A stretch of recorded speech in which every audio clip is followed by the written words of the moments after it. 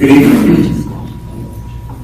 It's good to see so many friends and family and new faces and older faces and familiar faces. Welcome this evening to the January 2nd, 2024 meeting of the University Heights City Council. Before we call the meeting to order, we do have the installation of 4 council persons and the oaths of office.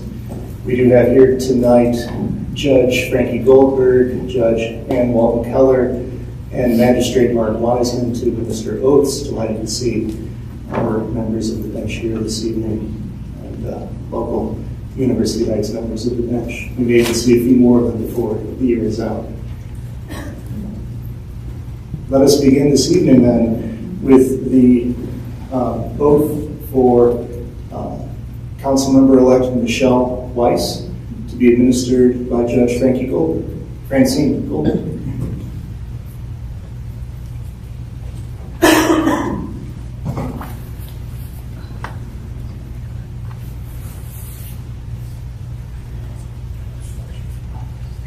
I want to say a few things before we start. You never have a former prosecutor swear you in because of this being in front of a jury.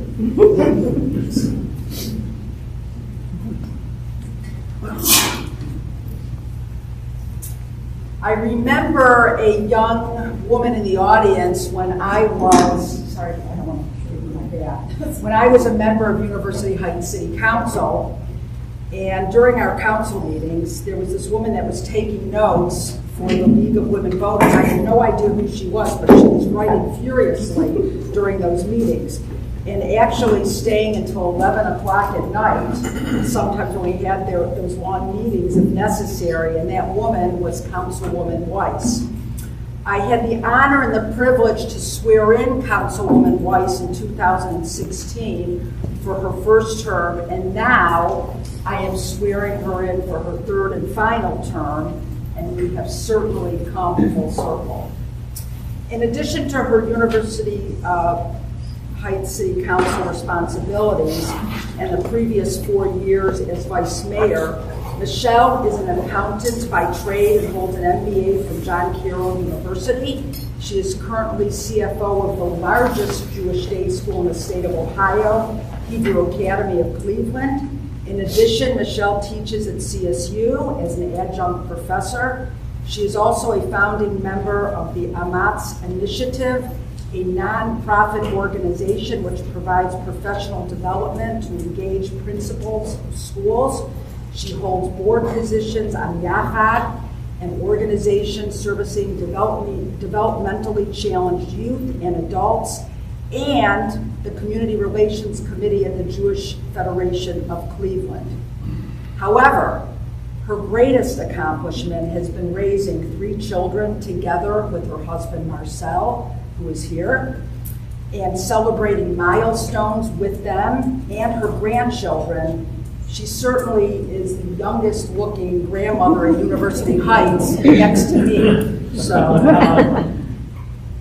to quote a Greek proverb, a civilization flourishes when people plant trees under whose shade they will never sit. Councilwoman Weiss is planting those trees, which include priorities of economic development, building new municipal facilities, and maintaining and enhancing the high level of city services that University Heights residents have come to appreciate. The writer William Arthur Ward wrote that the greatness is not found in possessions, power, position, or prestige. It is discovered in goodness, humility, service, and character. I know that Councilwoman Weiss will continue to strive to be that councilwoman that exemplifies qualities of resilience, awe, connection, compromise, gratitude, and possibility for the entire University Heights community.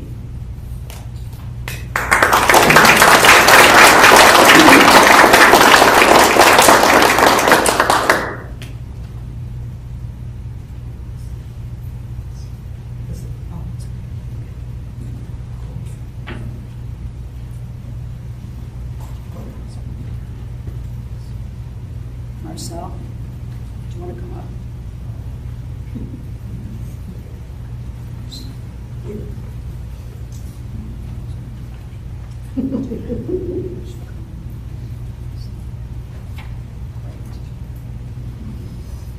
Okay. I, Michelle Weiss, do solemnly affirm to support the Constitution and laws of the United States of America. The Constitution and laws of the State of Ohio. And the Charter and ordinances of the City of University Heights. To the best of my ability. As councilperson of the City of University Heights. So help me God. Congratulations.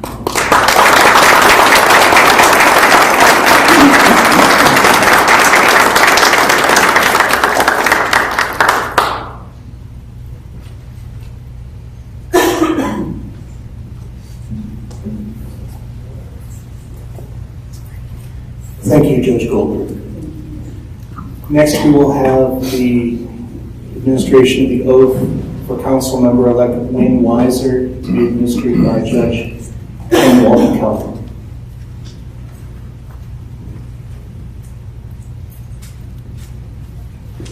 It's really hard to follow Judge Goldberg. But I just want to say I got to know Wynn a couple years ago when I was out on the campaign trail, and we spent some time talking, and what was so obvious to me is how much she cares about the City of University Heights, and she's done a great job on council. I'm very honored to swear her in today for her first full term as a council member. So, very welcome. Please raise your right hand and repeat after me. I, Winifred Weiser, do solemnly affirm to support the Constitution and laws of the United States of America,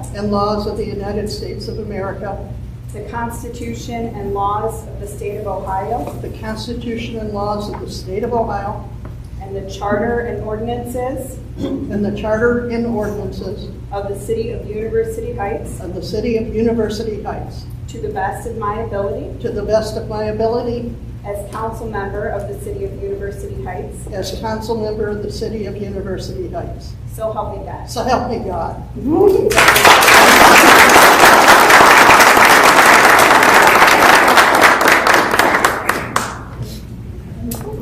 Thank you. That's okay.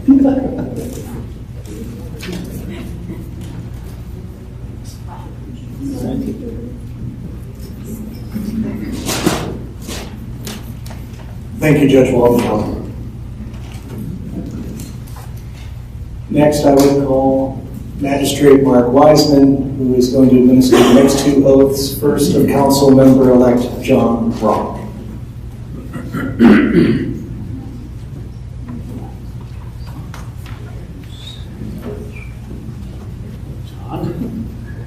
You know I voted for you, right? You were the Pro winning tip, vote. the day after you get elected, everybody in the world voted for you, no matter what the score was. I first met John when we appointed him to council in 15 November, 2015. yeah, January 16th. So there weren't many things that council could agree on, some of you might remember, but the fact that we wanted John for the open spot, everybody agreed on picking John. So we could tell not only the fact that you were an architect was going to help us, but it's the way we knew that you were going to be intelligent and insightful and easy to work with. It really came true, all the stuff we thought that was going to happen when you really came true. It was great to have you on council and to be with you. Somebody that people may recognize John if his neighbors are here from running around all the time. He's not in trouble. He's doing marathons. He's doing 50 marathons before you're 50. You've done how many? 25. Trying to still like you at this point. 25, that's a lot of marathons. So that's very impressive. John might be quiet during the meeting, but it's only because he's thinking. He's one of the smart people in the room. And every time we have issues that have come up, John really knows what's going on and knows how to fix it. And he also possesses this incredible quality to be able to ask the questions that you have to ask people, but sort of have a happy look on his face while he's doing it and really be pleasant about it, which really is, you're laughing, but it really is a very helpful thing when you're on council.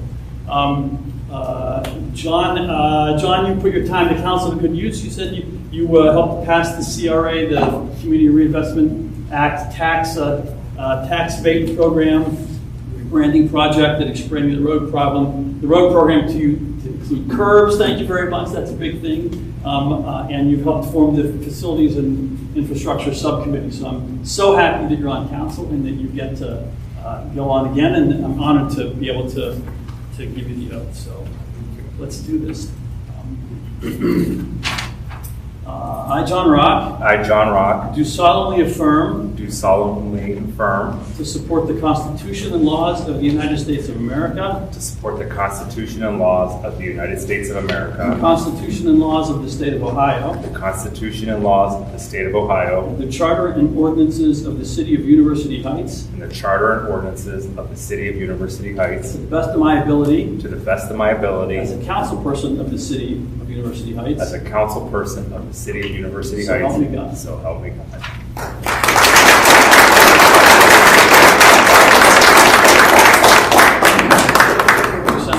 I'll say this over here.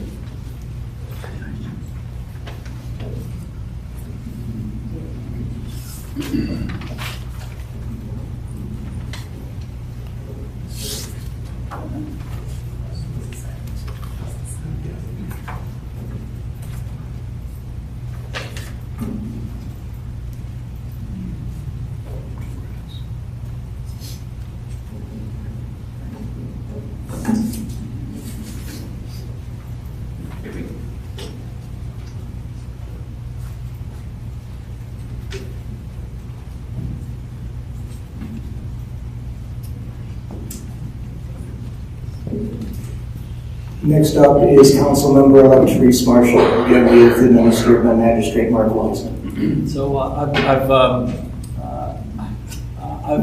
only known Teresa, she got appointed by council, also like John, she was appointed, which means that also she could get everybody to agree on her as a good candidate for council. Some people don't know how important that really is. But I can already tell that they picked a good one. That's because Teresa is so concerned about the city and to make sure that everybody continues to be proud of her in the job that she's doing, which is very impressive. You know, when you're on council, you can show up to council meetings and you can just say, are the streets plowed, are the leaves picked up, then go home and not worry about it. But Teresa really has this understanding and this need to understand what's going on behind the issues and behind the scenes and what those problems are. And she's already talked to me about some of those problems she wants to look into and fix. And that's really what you want as a council person, because so many questions have to be asked and so much stuff has to be done to it. It really helps somebody who wants to figure out really everything that's going on and so get their hands in it. So that's very impressive. Teresa's a veteran of the Navy. Thank you so much for your service. And a retired teacher.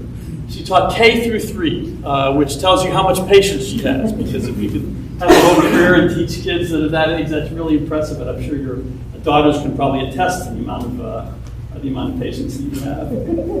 She's been a public servant for over 30 years, highlighted by the position she holds as the Community Service Chair of the Eastern Star Organization, which is a sister organization to the Masons. So that's very impressive, and nice that you've been involved in public service all this time. That's really tremendous, because when you're on council, it's really a public service. You know, you spend a lot of time, and then a lot of times it's not the most job full with the most thank you. So it's very impressive that you have sort of this background. Teresa's proud of the fact that she helped approve the recent charter amendment, which focuses on non-discrimination. And her daughters, Shaquila Marshall and June Kane, this is Shaquila. This is one of her daughters. June's not here, right? Right. I'm sure they're proud of you. They're probably beaming at this moment to watch you go on council. It's very impressive. I asked a few of your colleagues how they would describe you, Teresa. They said you were thorough, collaborative, respectful, committed, and you act with integrity. All great traits. And it just shows you how much your colleagues still believe in you after you've been on council for a while, which is great. But no doubt that the next time you swear, you wouldn't have a lot more to talk about. But let's get to it.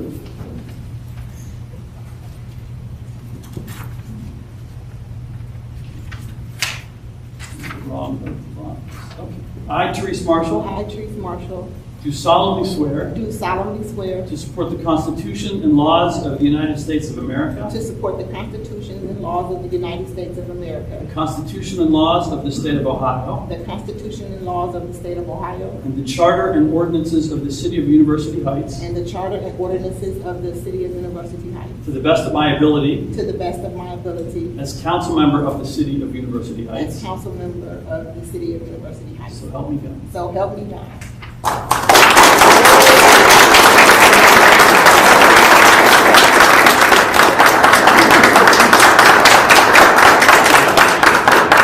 You want me to keep going now? Yeah, no, actually, I'll get right to that. Let's have one more round of applause for our council members.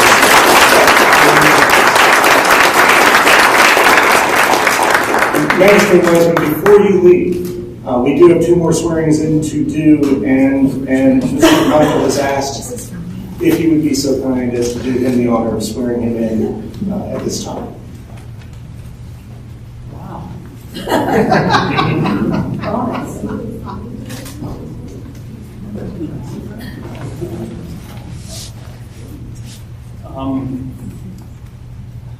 I've known Luke for years. Luke and I run the Charter Review Committee for University Heights in the 1900s, I'm sure. I don't know if there was internet at that time, but we got to know each other. Funny that we're both sort of hanging around council. He was Luke is everything that anybody could want in a law director. I mean this from my heart. He is smart, he's thorough, he's pointed, he's determined. He knows what the right answer is, even when somebody, it doesn't matter who, really calls him in his office and harangues him about something that they think he maybe should back off on, and he stands his ground, which is very impressive. I don't think it's possible for me to have more respect for Luke. I think it's very impressive. I'm so glad you're the law director. It's been 9 years. Wow. So My honor to swear you in. This is great. I, Luke McConville, I, Luke McConville, do solemnly swear do solemnly swear to support the Constitution and laws of the United States of America, to support the Constitution and laws of the United States of the America, Constitution and laws of the State of Ohio, the Constitution and laws of the State of Ohio, and the Charter and ordinances of the City of University Heights, and the Charter and ordinances of the City of University Heights, to the best of my to ability, the best of my ability, as Law Director of the City of University Heights. as Law Director of the City of University Heights. So help me God. So help me God.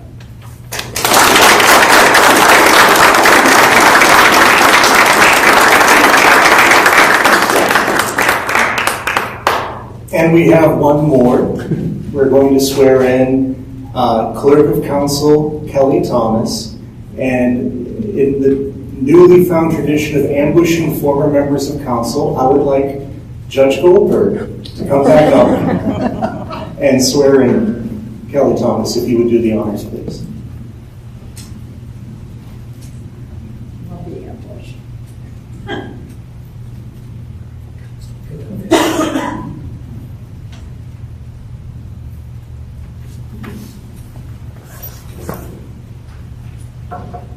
So I had the distinct honor and privilege of working with Kelly Thomas when I was on city council for 3 terms. And we got to spend every other Monday night together, and it was wonderful. But I've gotten to see Kelly really grow into this job. And it's, you know the city better than anyone. You are our eyes and ears. And you do a wonderful job. And also, I keep up with her on Facebook. Tyler has gotten, what is he doing now? She's marketing at JP Morgan Chase and Unbelievable. I Dallas. remember him when we had the diversity meetings at Garrity, and he was so little, and we would bring him, and he was so wonderful, and he would raise such a wonderful, wonderful son. We have so much to be proud of. She's also has an athletic prowess. I mean, she is unbelievable. You're like lifting weights. I don't know, you're doing a lot of different things. And your progress is amazing. You look fabulous. And so you're fit to serve for corporate council. But really, it's an honor to be able to do this. And we have come full circle as well. So I'm ready. Sounds good. I, Kelly M. Thomas, I, Kelly M. Thomas, do solemnly swear do solemnly swear to support the Constitution and laws to support the Constitution and laws of the United States of of America, the United States of America, the Constitution and the laws Constitution and of laws the State of of the Ohio, State of Ohio, and the Charter and ordinances and the Charter and ordinances of the City of University of the Heights, City of University to Heights, the best of my to ability the best of my ability, as Clerk of Council as Clerk of Council of the City of University of the Heights, City of University Heights, so help me God. so help me God. Congratulations.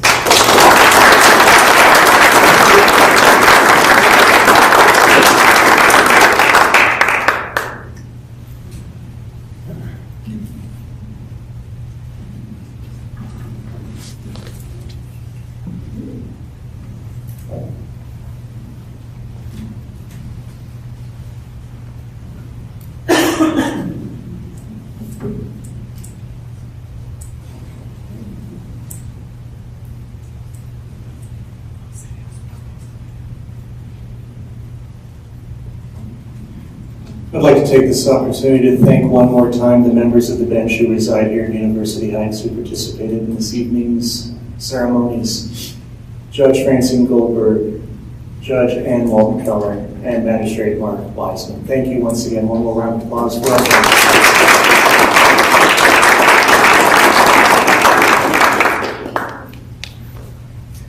And without further ado, I'd like to call this meeting of the University Heights City Council to order. Mrs. Thomas, will you call the roll? Mr. Newman? Here. Mrs. Sacks? Here. Mr. Cooney? Here. Mrs. Wise? Here. Mr. Rock? Here. Ms. Marshall? Here. Ms. Weiser? Here. And all members are present. Will you please join me in reciting the Pledge of Allegiance? I pledge allegiance to the flag of the United States of America and to the republic for which it stands, one nation, under God, indivisible, with liberty and justice for all.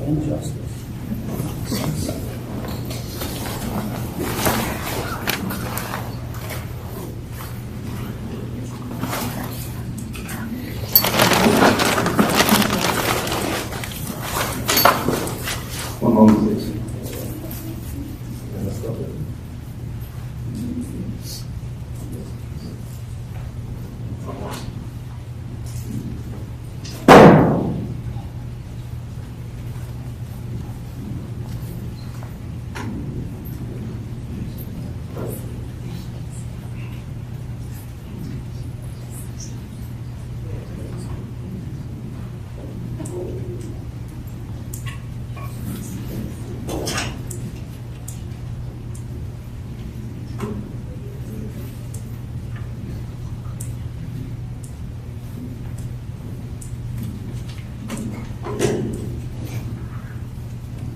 The next item listed on the agenda is a motion to enter executive session for the purpose of discussing a legal litigation matter. When we get out of that executive session, the next item on the agenda then would be the installation nomination of vice mayor and oath of office and the nomination of a pro tem member of council. If we want to keep that order, then I would ask then for a motion to enter the executive session. Mr. Clymer is here. I think it'll be brief. If for some reason we want to take that out of order, we'd be happy to entertain that motion as well.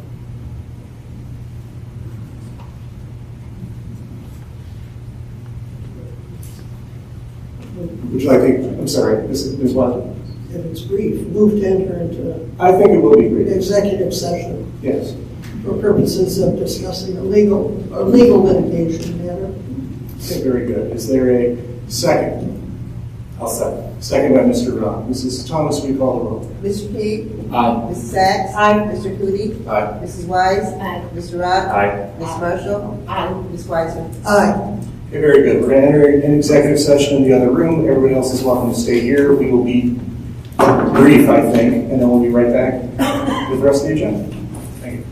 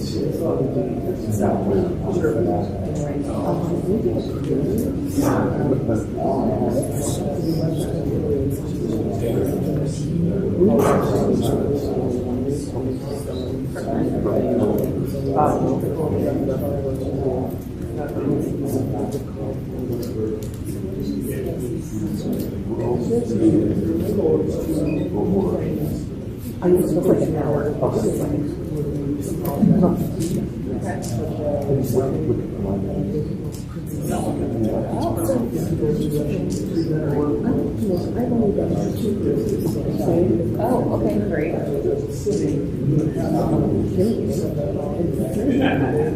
Yeah.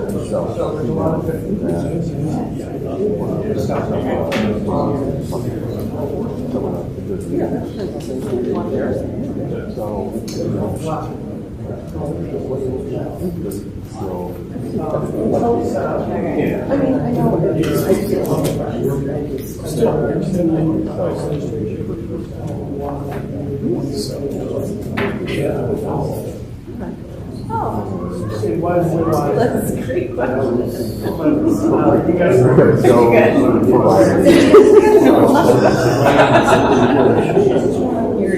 to got it.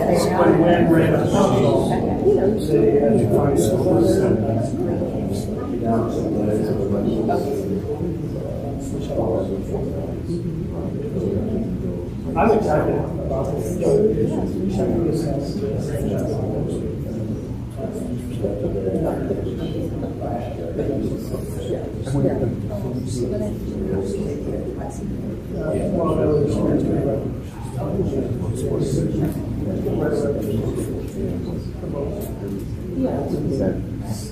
So, yeah, I'll be saying that when I just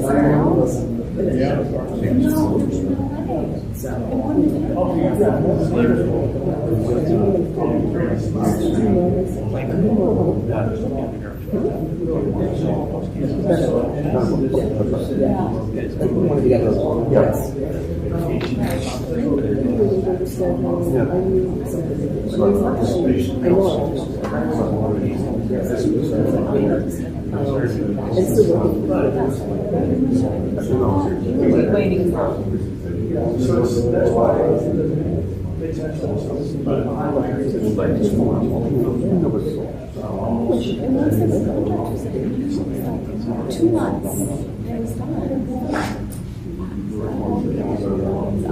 They kept saying, just I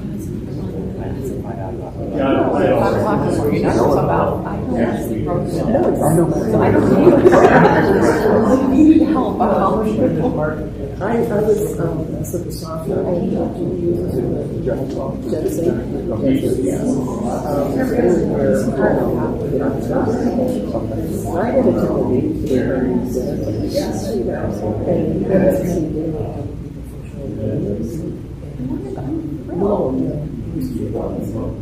I would have said more of that. It didn't look like that. Oh, So I really? was like, that's what we all know that I did. Because it just looked like it's just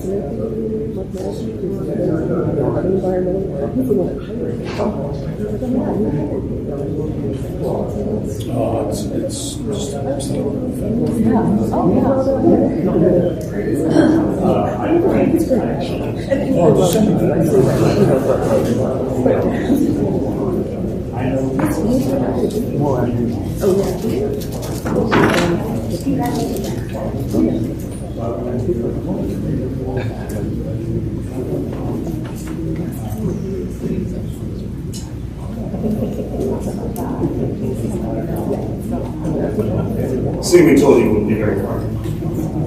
Is there a motion to exit executive session and return to regular session? So moved. Motion by Mrs. Sacks. Is there a second? Second by Mr. King. Mrs. Thomas, will you call the roll? Mr. King? Aye. Mrs. Sacks? Aye. Mr. Cooney? Aye. Mrs. Wise? Aye. Mr. Rock? Aye. Ms. Marshall? Aye. Ms. Weiser? Okay, very good. We are back in regular session. The next item on the agenda is installation, the nomination of the vice mayor and oath of office. The floor is open for nominations for vice mayor. Is there a nomination? Mr. Rock. Thank you, Mayor. I'd like to make a nomination for Vice Mayor to my colleague, Michelle Weiss, Councilwoman Michelle Weiss. Michelle has been serving this council for 8 years and just got elected to a third term. And I actually had to go back and look. The Board of Elections keeps 10 years of records. And my colleague Michelle Weiss got the most votes in the last 10 years of any other council person in the city. So I feel that is such a,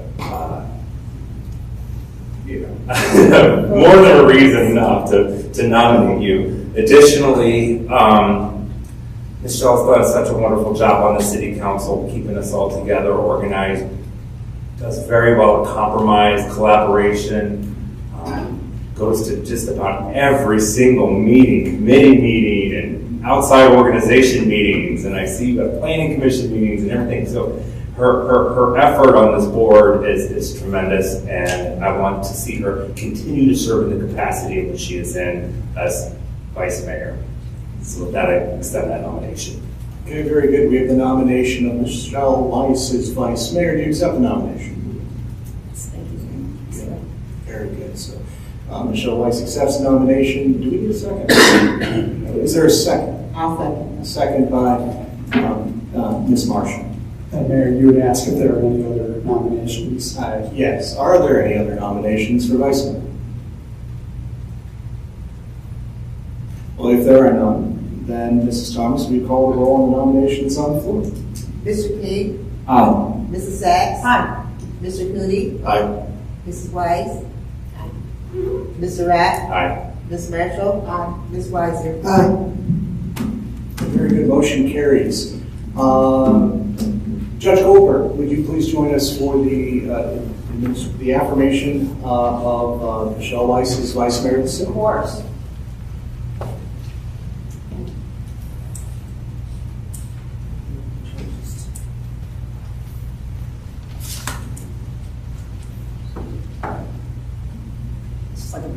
special tonight.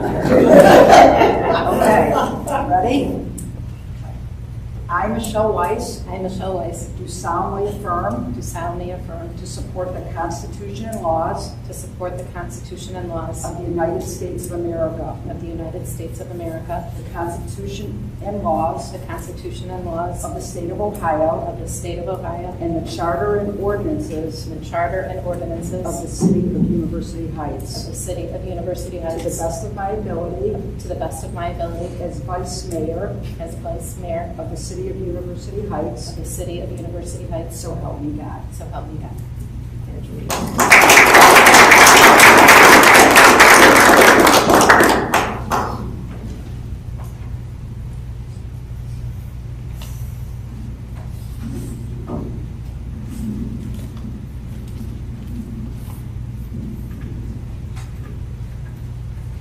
Congratulations, Mrs. Weiss. The gavel is yours.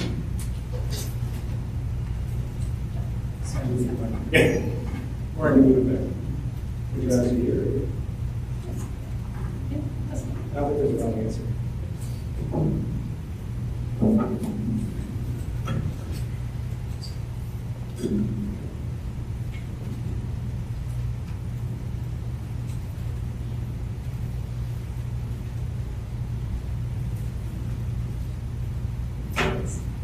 So Mayor, I think you should stay at the, Should I stay? yes, you should stay there. She wants you within arm's reach. The mayor should stay at the. But she's got the gavel. No, we have the gavel. Thank you. Now we have the nomination of pro tempore. Did I pronounce that correctly, Mr. Whiteactor? Close enough. I don't pronounce it. Pro tempore. Pro tempore. Is there a nomination on the floor? Well, I would like to make the nomination. Mr. Rock has been just as senior as I have been on the council. He's been in office for 8 years. He's on his third term, but it actually is not his final because he was nominated for his first term. So technically he can run again. He has to keep that in the back of his mind. He has, as Mr. Wiseman has said, done a fabulous job on council. His experience, his professional experience, I think, is an asset to the council as well. And I would love it if he would accept this position. I do, thank you very much. Is there a second to this Second. nomination? Is there another nomination for the pro tempore? Mrs. Thomas, will you call the roll? Mr. King, Aye. Mrs. Sacks, Aye. Mr. Cooney, Aye. Mrs. Weiss, Aye. Mr. Rock, Aye. Ms. Marshall, Ms. Weiser. Aye. Okay, Mr. Rock, congratulations.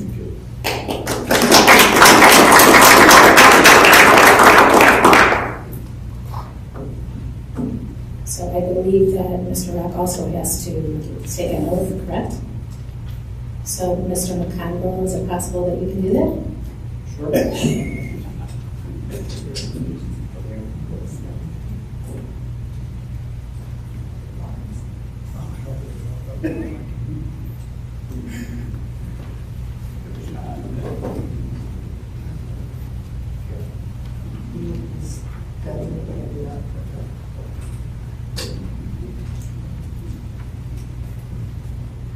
Make sure I get the title correct.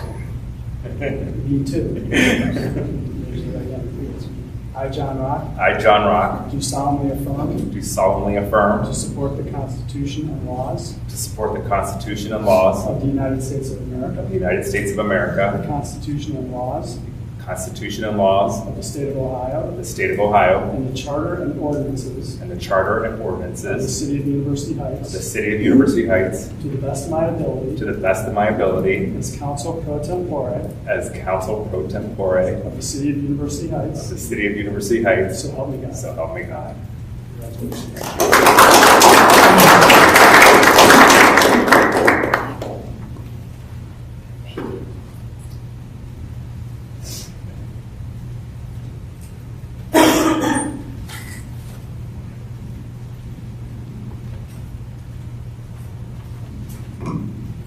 next item on the agenda is the reading and disposal of the journal. Are there any additions and removals from the agenda?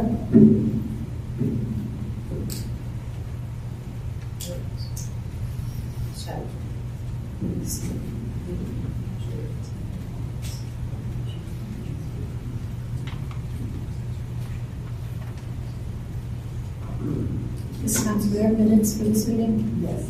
They were emailed out.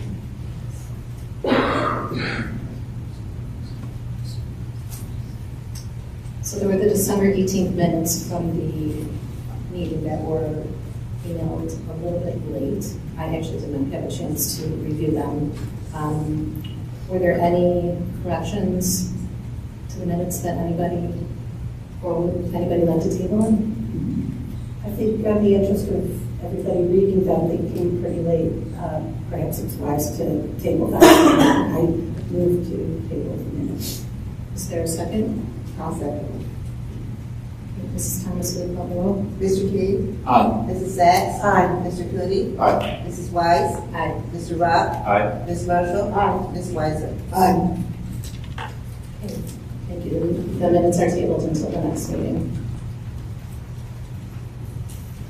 Okay, the next agenda item are the additions and removals from the agenda. Does anybody have any?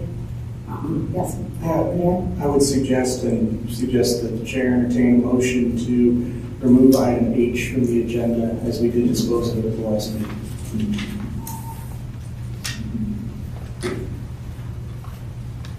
That is, we did pass it.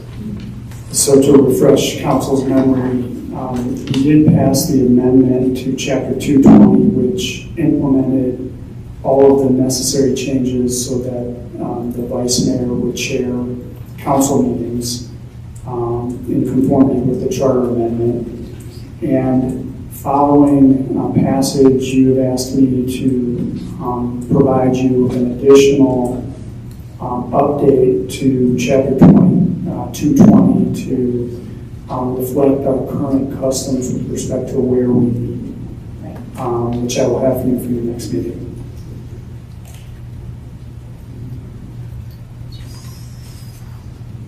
So, Mr. McConville, should So the item that's on the agenda was actually already passed at the last meeting. so it's just an up. So So it's not even It's just tabled, it's just yeah, Just we just it totally. Vice Mayor, I'll make a motion to remove item H on the agenda, representing ordinance 2023-73.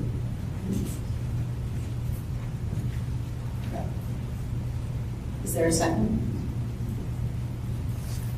I'll second. Mrs. Thomas, will you call the roll? Mr. King? Aye. Mrs. Sacks? Aye. Mr. Cooney? Aye. Mrs. Weiss? Aye. Mr. Rock? Aye. Ms. Marshall? Ms. Weiser? Okay, we are now in the section of the meeting with comments from the audience. Comments are limited to 5 minutes per person. Are there any comments from the audience? Thank you. If you could just state your name and address. Sean Bell, 2292 Canterbury Road. Good evening, Council and Mayor. I'd like to request that council members vote to override the mayor's veto on ordinance 2023-83, authorizing the transfer of funds from the general fund to the CIC fund. This transfer of funds is customary and should not be treated any differently. In the mayor's veto, it is stated that the CIC has a balance of $72,319.23 with no projects currently planned with that balance. Further in the veto, it is stated that there are no current projects requiring the funds. This lack of projects is not by design. The mayor also stated in his veto that there is no resolution in sight for governance issues that he sees within the CIC. At the December 6th CIC meeting, the board talked at length about the mayor's issues, and I'm sure that the board will continue to work through the mayor's issues at the January 17th meeting. The CIC has a bright future ahead and will continue to do good work for our citizens. I urge the council to continue to support this work by keeping with the customary transfer of funds to the CIC fund. Thank you. Thank you, Mr. Bell. Are there any other comments from the audience?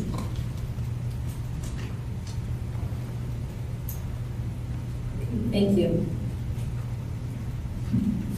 Reports and communications from the mayor. Mr. Mayor, are there any comments? Yes, just very briefly, Happy New Year. And I have no further report. Thank you. I'm sure I'll have a full report. Reports and communications from City Council. Do you have a short report? From City Council. So, despite the mayor unfortunately ending 2023 on a note of negativity with 2 vetoes to decrease the effectiveness of the CIC and bring discord amongst council with the salary disagreement, I know that council is reaching out and looking for more positive interactions during 2024. If the mayor feels the same, he needs to reach out like I have to him so there's a positive discourse to move the city forward, and I'm looking forward to that. Thank you. I do see that there was an oath of office not administered to Michael Cicero. Is that going to be postponed? He's not here this evening. I'll touch base with him and ask him how he wants to go about having the oath administered. Done during the week. Okay, we are now doing reports and communications from the directors. The Director of Finance, Mr. Kennedy. Thank you. Happy New Year, everyone. I really don't have a report. We're closing both the month of December and the year 2023. I was unable to do that in 2 days, but I will have a more detailed report for you at the next council meeting on how things transpired in 2023. Thank you. Thank you. Mr. Bercondo, the Department of Law. Thank you, Vice Mayor. The city is scheduled to conduct a mediation with Gabi this Thursday, January 4th, in connection with our eminent domain lawsuit for the acquisition of the property that is contiguous to our City Hall campus. In connection with our upcoming mediation, I am requesting that we hold a brief executive session at the end of the meeting so that I can update you on the latest developments and pick your brain about strategic matters heading into the mediation. Okay, thank you. Public safety. I think I see the Chief of Police here. Yeah, Chief Rogers is on vacation, so I excuse him from the meeting. Okay. Mayor, do you have a report for him? I have no report on behalf of Chief of Police. Fire Chief Perko. No report tonight, Vice Mayor. Congratulations to everybody. Thank you. Service. Mr. Pennington. Again, congratulations to all those who were elected. From the Public Works Department, Public Service Department, we have completed our 6th pass of leaf collection throughout the city.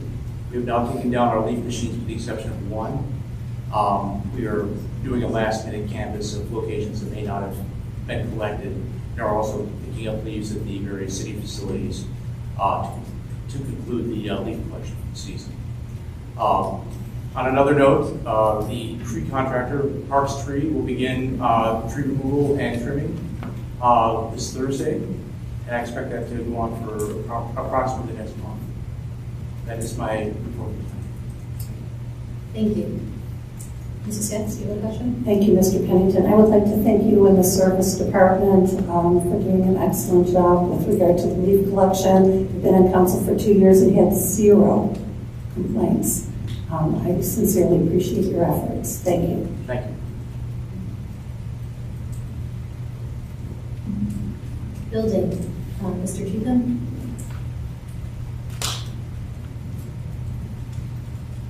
Happy New Year. Congratulations to all. We were successful in getting you a chief building official. He'll be starting Monday the 8th, and I'll stick around a couple weeks or so. I'll introduce it formally to council next council meeting, which is the 16th, I think, because of Martin Luther King Day. And his name is Mark Patterson. His daughter is a resident of University Heights. He's been with the city of Beechwood for, I think, 11 or 13 years, I forget which, but for quite a while. And very good gentleman, knows some of the people that work for the city, and comes highly recommended. I gave 4 interviews, so I have thoroughly vetted it, and I believe you'll be very happy with it. Other than that, looking forward to the next couple of weeks, kind of breaking him in, and council on the 16th, looking forward to discussing the fee schedule and all that. So, that's all. Thank you. Housing and Community Development, Mr. Engelbrecht.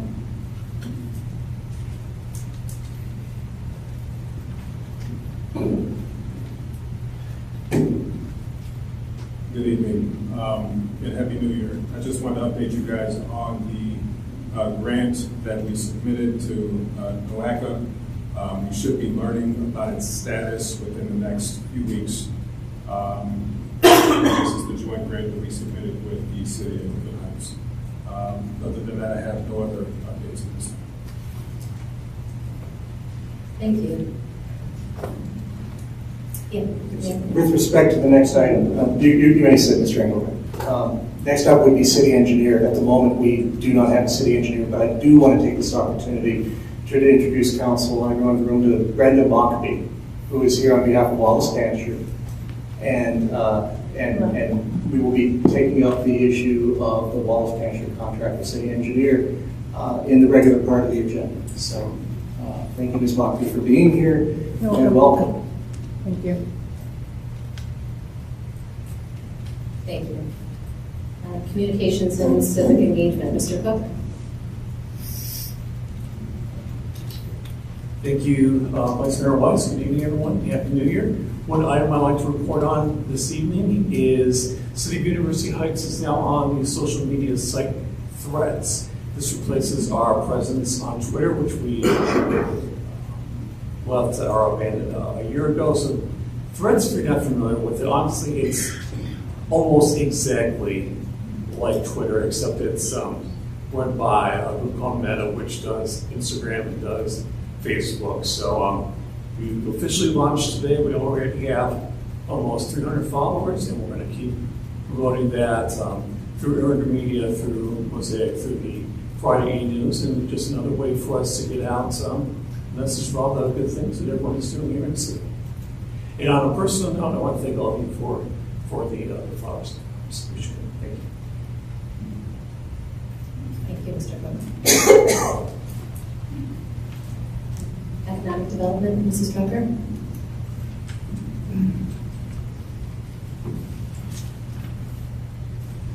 Good evening and Happy New Year, Mayor and Council.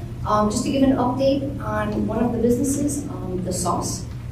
Councilwoman Marshall, you were asking about that. They have been closed, not really citing a reason why. They have now officially closed.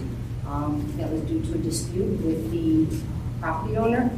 However, the property owner is already in discussions with another party who is interested in occupying that space. So I'm hoping that vacancy will be filled rather soon. And that is all I have for tonight. Unless you have any questions.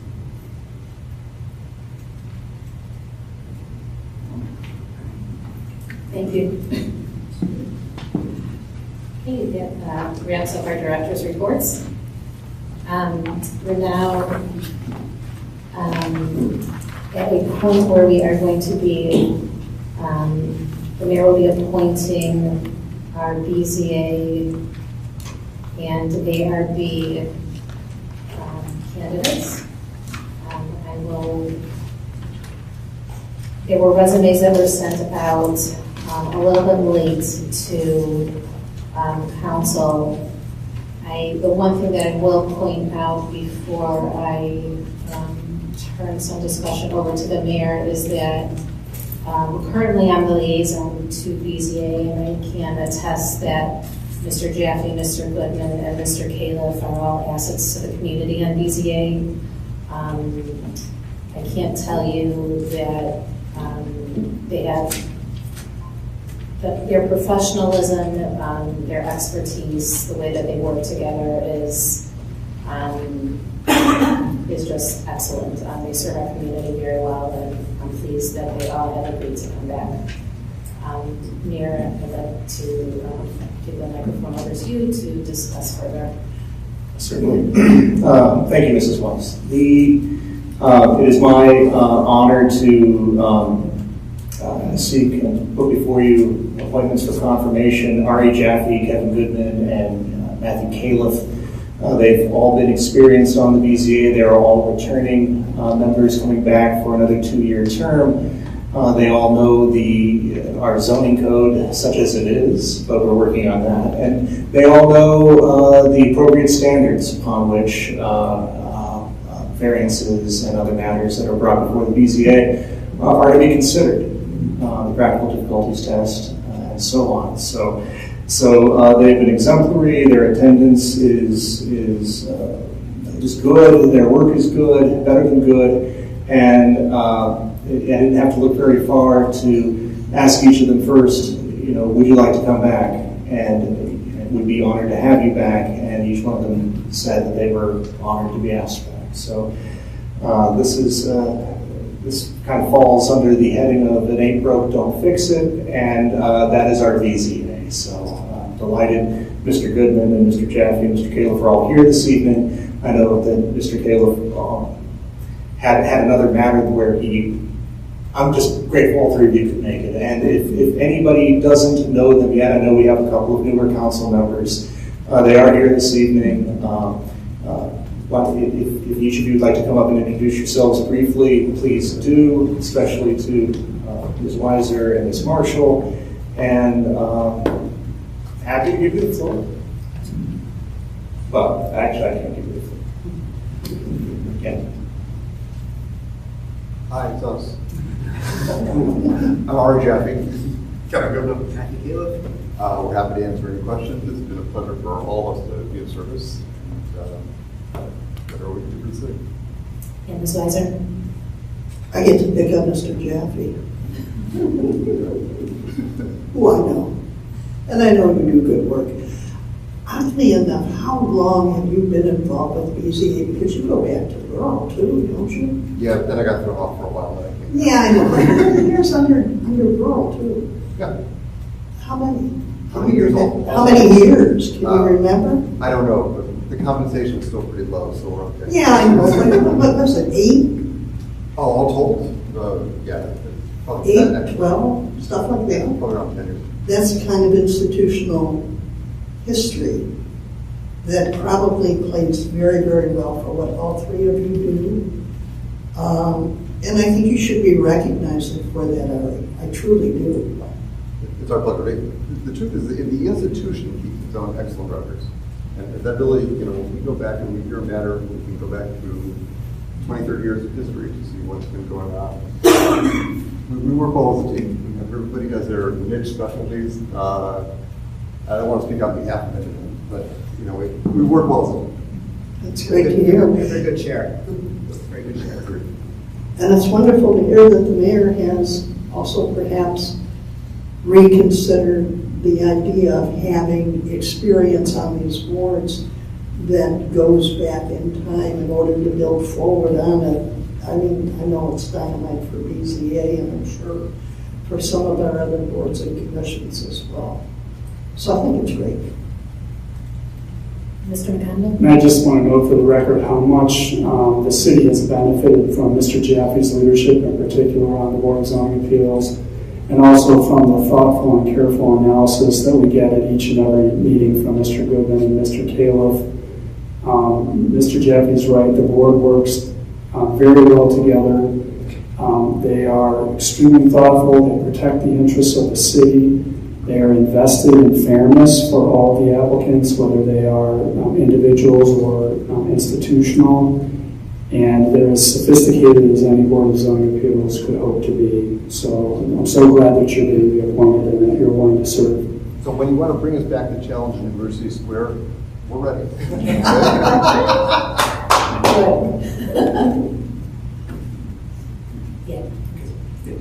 Thank you.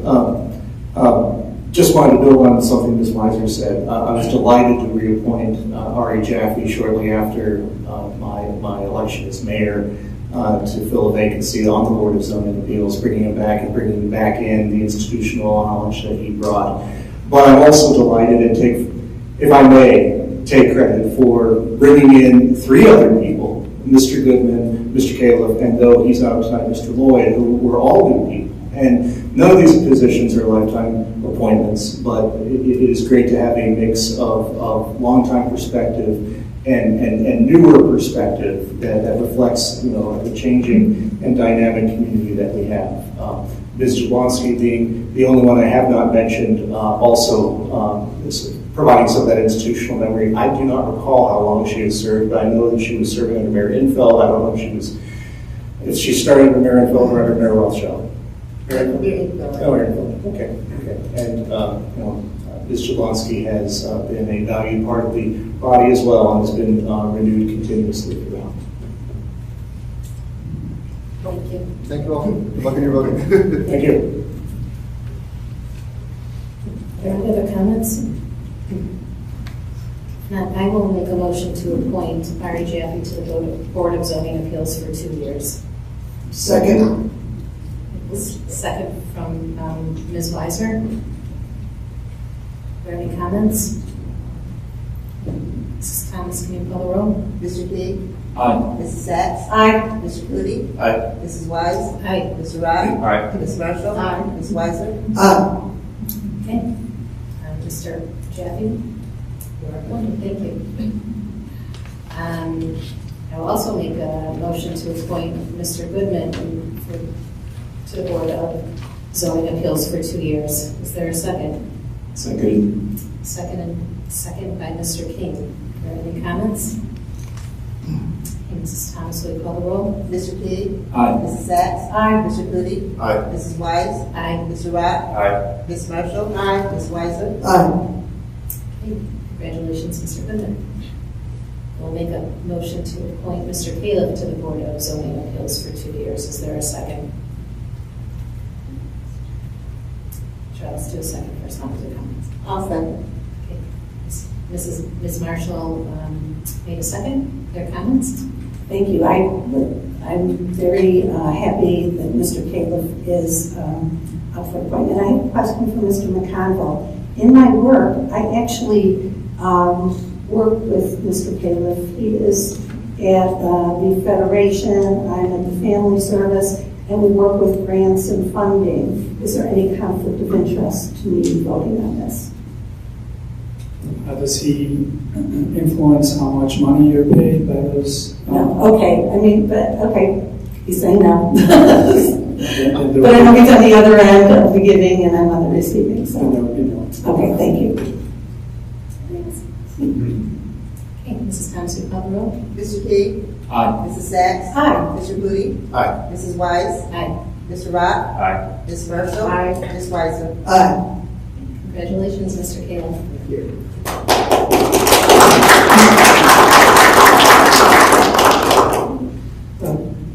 Gentlemen, I will swear all 3 of you in at the next meetings that you attend. Thank you. Okay, the next agenda item is appointment of Ryan Otis to the Architectural Review Commission for 3 years.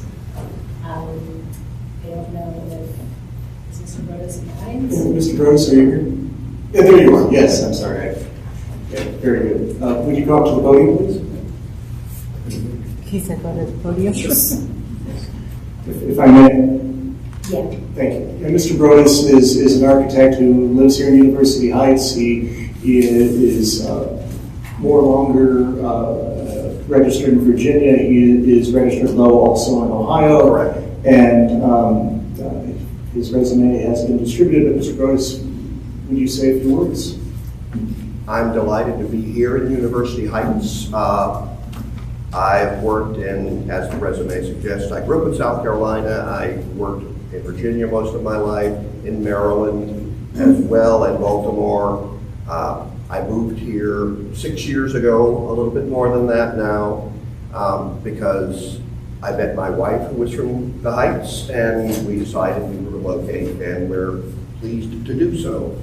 I look forward to serving the city, to seeing the new and remodeled and renovated and rehabilitated structures. That's my specialty, by the way, is historic architecture and rehabilitation. And I believe very strongly that building reuse is something that Ohio is a leader in, and it saves our resources and it builds on the existing order. I'm thrilled to be able to help. And if I may continue, thank you, Mr. Bogus, for your willingness to serve. And just as a matter of housekeeping, this would be for a term that officially began February of last year. So any motion that we would make this evening with regard to his appointment, that term began in February of 2023, and this would be for the remainder of that 3-year term. Mr. Rath? So would we need to amend the agenda so that it does not say for 3 years then, it would just say for the remainder of the vacant term? Yeah, I would do that by motion. I don't think you need to amend the agenda, but I would just clarify your motion. In the motion, Yeah. okay.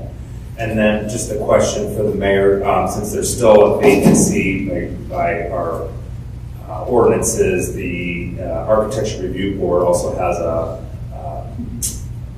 alternate position, so you're still seeking members of the alternate position. Yeah, I don't have an alternate for you this evening. Okay. Yes, this is for the vacant full-time position, I guess, for lack of a, not the alternate. And then Mr. Broadus, am I saying that correctly? Broadus, thank you. As being a member of the Architecture Review Board, if you're so confirmed on this board, you also get to serve on the, we have a couple different subcommittees. We have the zoning subcommittee, which we invite members of the Planning Commission, Architecture Review Board, Board of Zoning Appeals, and that zoning subcommittee reviews, right now we're going through a comprehensive zoning redo with a consultant who's helping us assist in that reformatting of our zoning. Is it foreign-based code? I'm sorry? Foreign-based code? That's something that we'll be discussing as well, yeah. So as a member of the ARB, you're invited to participate in those meetings. And we also have a subcommittee for facilities and infrastructure to look at things that are, like you mentioned, the facilities. Sure. Your expertise, if you're so confirmed, is valuable on that committee. And so it doesn't just stop at the ARB. We ask for participation among other things. That's very good. That's very suitable. Great. Before, Mr. Quinn, did you have a question? Before I ask for any motions, Mayor, I just would like to suggest, since there is still an alternate position, if maybe you can put out a request from the residents for that alternate position again. I know that what hasn't been done in a while. Yes, certainly. We were already planning in the Friday e-news to remind folks of the volunteer page on universityites.com. It's universityites.com/volunteer. And we can go ahead, I think, and add to that we're, among the things we're looking for specifically would also be alternates for architectural review. So, thank you. Yeah, Mr. Add two more things, actually. Since there's going to be 2 positions up for appointment/reappointment in February, will you contact those members and let them know if they need to reapply or to gauge their interest, or are they expected to do that on their own? What would be the protocol? Yeah, I will be reviewing that shortly, and we'll contact them accordingly. And you'll contact them? I will contact them. Okay. Or I will have somebody contact them. They will be contacted. Okay, and then one other thing, there was an application in the past that due to perceived conflict of interest, that person was not selected, but I can announce today that I don't work for the firm anymore in which the applicant continues to work. I'm at a different firm now, so I expect that the perceived conflict is no longer. If I may, yes, I'm aware that you've had a change in your employment situation, and that that particular applicant was suitable in many ways, and I would be happy to consider her again in the future. Thank you. So, in fact, she was somebody I was intending to contact. So great. Awesome. Okay. Is there a motion to appoint Brian, I don't want to mispronounce his name, Broaddus, to the Architecture Review Commission? Just wrote a note here for the remainder of the vacant term that begins on 2/23. Is that correct? Yeah, February 1st. So, I'm asking for the are you making, you're asking? No, yes. So moved. Okay. Okay, I'll second that. Motion by Ms. Weiser and second by Mr. Rock. Are there any comments? Mrs. Thomas, will you call the roll? Mr. Key? Aye. Mrs. Sacks? Aye. Mr. Goody? Aye. Mrs. Wise? Aye. Mr. Rock? Aye. Ms. Marshall? Aye. Ms. Weiser? Aye. Congratulations. Mr. Broaddus, I will swear you in at the next ARB meeting, which is a week from this Thursday at 8 a.m. in this room. Thank you. The next agenda item is E, Ordinance 2024-01, authorizing the mayor to enter an agreement with Wallace Pancher Group for the provision of engineering services as city engineer in declaring an emergency. Mayor Brennan, I will give the agenda item over to you. Thank you. Thank you. I'd also like to share the floor here in this instance with Mr. Pennington, our service director, who is also a PE, and also with Ms. Mockbee, if she would join us at the podium. We had 3 firms apply and provide statements of qualification. Mr. Pennington and I scored them, and Wallace Pancher, formerly known as McKay Engineering, was our top choice, both Mr. Pennington and I. And accordingly, we met with representatives of Wallace Pancher, including Dan Wallace, Kim Kerber, and Ms. Mockbee, who is here tonight. And we came to terms in principle with respect to an agreement for engineering services for up to 5 years, but 1 year at a time as per ordinance and the RFQ that we put out. We have in the packet the statement of qualifications that was submitted by Wallace Pancher. I will say that McKay Engineering, much like father and son Cheney, Stephen and Joe, the McKays were the engineers of Middleburg Heights for perhaps even longer than the Cheneys were engineers here, which almost seems impossible, but seems to be the case. The difference here, though, is that the McKays have retired. Their engineering firm is now part of the Wallace Pancher family. Wallace Pancher is based out of Hermitage. They also have over time acquired, I think it was Richfield Group, as well as Richland, thank you, which Mr. Cheney spoke admirably of, said that they were a very good former competitor of GPD, and that and also a Hayes landscaping architecture firm out of St. Clairsville, Ohio. So we have here a firm that has offices over 2 states, that draws on numerous expertise in various areas. This group does engineering work not only for Middleburg Heights, but also for Fairview Park and Rocky River, and I feel like one more that's escaping me at the moment on the west side. Maybe that is it. Maybe I'm counting us as number 4. Kim Kerber is the primary at the other 3 cities, with I think Brenda backing her up. But here we get the honor of having Brenda be our number 1, which I'm very excited about, and Kim will be her backup. So we have somebody who has been an engineer. I think. Well, you've been with McKay, I think, for 18 years, 17 years. Yes. Or yes. Going Yes. on 18. Okay. And though this I think constitutes your first assignment as the principal as city engineer.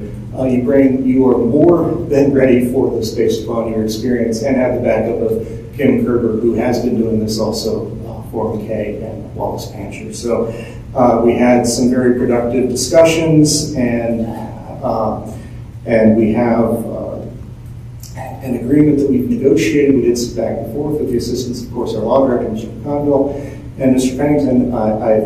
I know I haven't said everything. What would you like to add? In evaluating various firms, the thing that really stood out about Wallace Pancher is the fact that they did have multiple offices. One of the other firms we looked at had a single office, which doesn't always give you the support staff that we're looking for in a city engineer.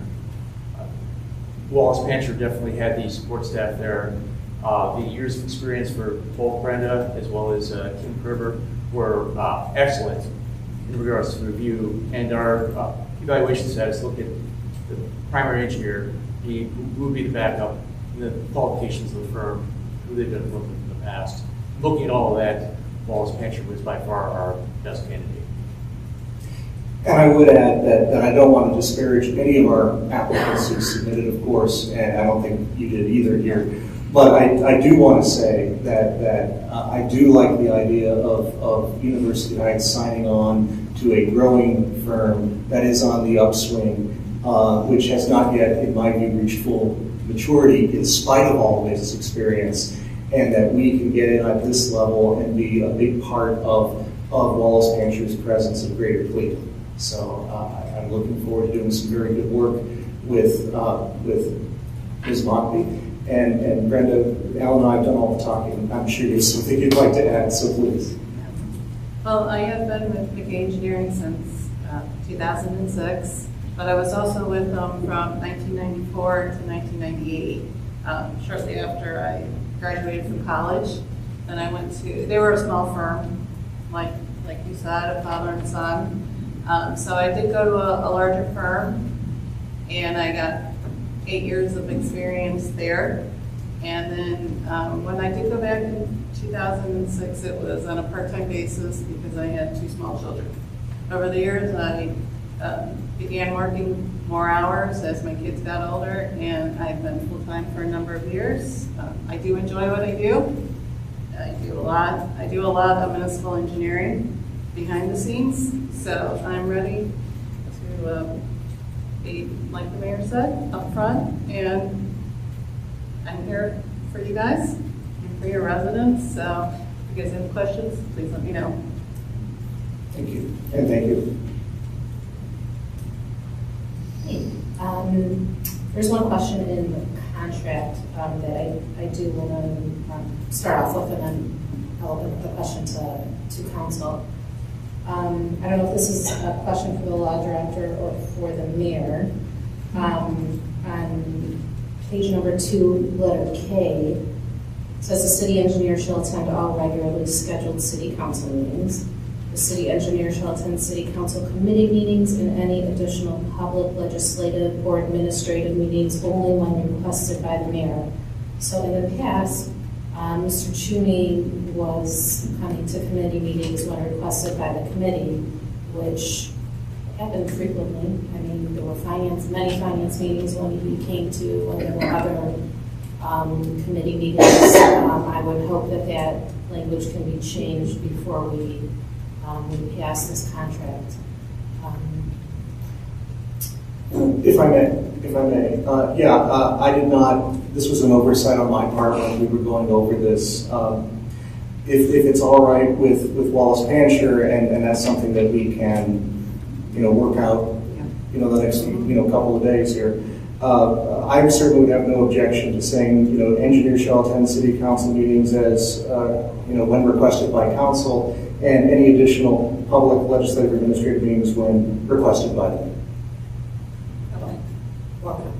Excuse me.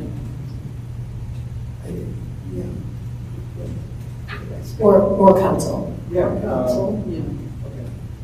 Not requested by the mayor, or Oh, council. right. I mean, I was saying the council committee meetings when requested by council, and then, the other meetings, like planning, which I chair. Right, yeah, no, I think you just misspoke. Oh, no, well, what I meant to say was the engineer shall attend city council committee meetings, when requested by council. Yeah, you Right. can say that. Yes, and then, right, and then, okay, all right. Yeah, no, I'm agreeable to that if Walt's mentioned this. Okay, yes. I'm confused.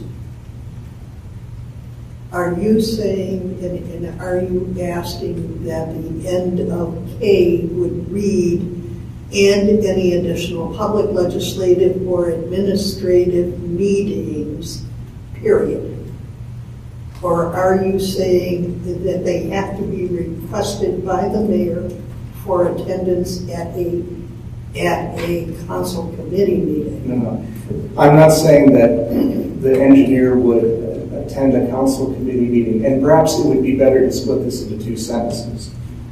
Right now, there's two sentences here, maybe it should be three. So the second sentence could be, the city engineer shall attend city council committee meetings only when requested by the council, period. The city engineer shall attend additional public, legislative, or administrative meetings only when requested by the mayor. The idea here is the city engineer is not blanket coming to every meeting where the city engineer is not required. The city engineer will come to every city council meeting, but then will attend, as Joe Chuney did, other meetings when requested. I mean, whenever Joe Chuney came to the planning commission meeting, I asked him to attend. That's what you're talking about with the administrative meetings. What I believe and I had a concern about K as well, Mayor, because of a previous discussion at our last meeting where we discussed the fact that there is something that does require directors and people to come before council or council committee meetings when requested. And I wanted to make sure that we're not going to go down the rabbit hole of, if we have a council and a whole meeting discussing X that would require some engineering expertise, that we could not request that the engineer come to that meeting. I don't think anybody on council would, I do building, we would not need to see you. I know that full well. I don't think any of our council committees would want the engineer to show up unless there is an actual requirement where your expertise would factor into a decision the council is making. And I think there are some that come out of the purview of the council committees, Mayor, that when we get into this, only when requested by the mayor, that gives you exclusionary rights, and I don't believe that should be the case. Okay, well, I don't think that's how that should be read. And if we're changing this to say the engineer shall attend city council committee meetings only when requested by the council, then these would be, that would include the committee of the whole. And if you have no sharing If we're changing that and deleting the only when requested by the mayor for those committee meetings, I'm good with it. Right, I'm not, the only when requested by the mayor would pertain to additional public, it says here, additional public, legislative, or administrative meetings. Maybe legislative is not necessary in that clause because it's covered by, I don't know if there are any legislative meetings other than city council meetings. Yeah, I think maybe get rid of the word legislative and divide it into two sentences, and then I think you've allowed council the opportunity to have the engineer attend any one of your committee meetings as you deem necessary. Yeah, no, this wasn't intended to be exclusionary to that point. It was intended to be exclusionary to not require the city engineer to attend each and every meeting by contract when there are only certain meetings and then only certain meetings of certain committees at times. There could be a time when we would need the city engineer at a building and housing meeting, but as you said, more likely than not usually. No, probably very, very rarely. Okay, good. I think we cleared that up. So we will clear that up before we execute. Mrs. Dent? Thank you. I'm very much looking forward to this. The company is very impressive. The professionals are very impressive, and it's very exciting. On that note, though, I'm noticing that there are 5 points that end with the words when requested by the mayor, which, you know, I'd like the council to just be aware of that and maybe have some discussion around that. When these points might have a fiscal component, it still may need to have some consultation with council. So, for instance, review the design, review the design and observe construction of public improvement, perform improvements performed by the city or by entities other than the city when requested by the mayor. I'm not sure. It seems like there could be some financial components.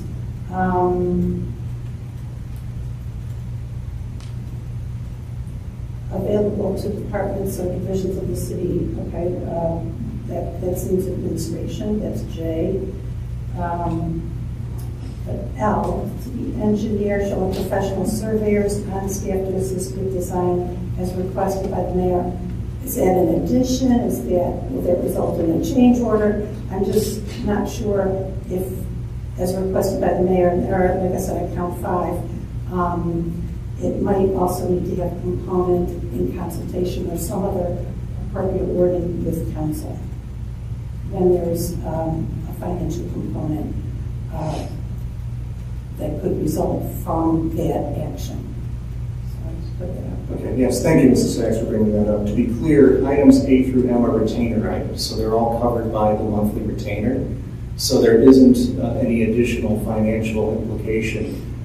It is, you know, some months will have more work for the engineers to do than others.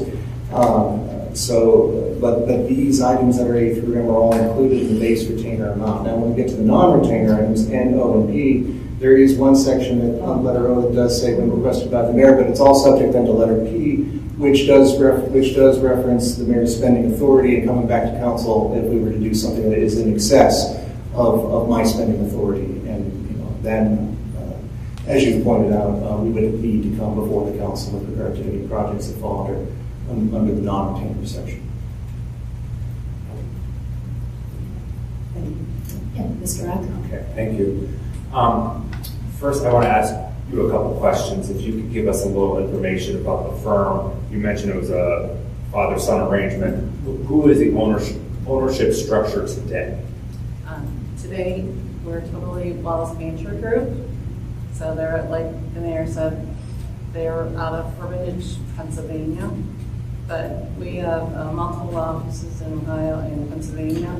And I think because of the pandemic in 2020, we really learned how to work remotely. And we do pull resources from each of the different offices when we need to. I mean, who are the owners? Who are the equity holders for the firm? Dan Wallace and Brian Pancher. Okay. And so I just wanted to ask that question since I don't remember seeing them on the org chart. Check. No. Okay. I prefer to not have the owner be on our day-to-day, right, as they're equity holders of the firm, can make decisions that could, you know, better the firm. So I'm thankful you do not have it included. My next question was regarding the retainer items. And it appears that this is similar to the retainer items that our former city engineer had on their contract. And so my question, maybe this might be for the finance director, was do you remember how much, or do you know off the top of your head what the retainer payment is to Mr. Chuney? I believe that is $12,000 as of the end of 2023, but that retainer is paid through payroll. Right. This, I'm assuming, is paid as a contract payment. Contract sum. So you're $12,000 per year, $1,000 a month, right? Plus OBERS, employer tax. Yeah, any kind of associated tax that goes along with payroll would have been paid. So maybe $18,000 a year, roughly. Right, 15.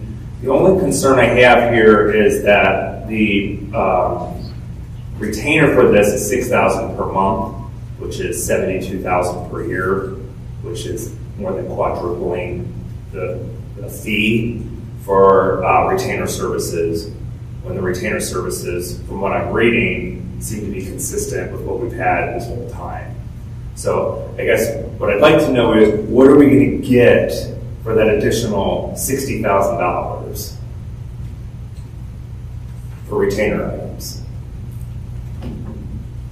I don't know if it's fair to compare this contract with GPD's contract. I mean, GPD was here since 1978, or GPD were predecessor. I think there was perhaps a certain family discount that came along, for a while. We're back out in the open market. This is the retainer fee. I do feel like we're going to get value and quality out of Wallace Bancher and out of Ms. Mockley.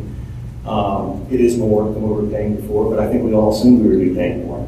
And that is the retainer fee that they proposed, and which I'm recommending we accept.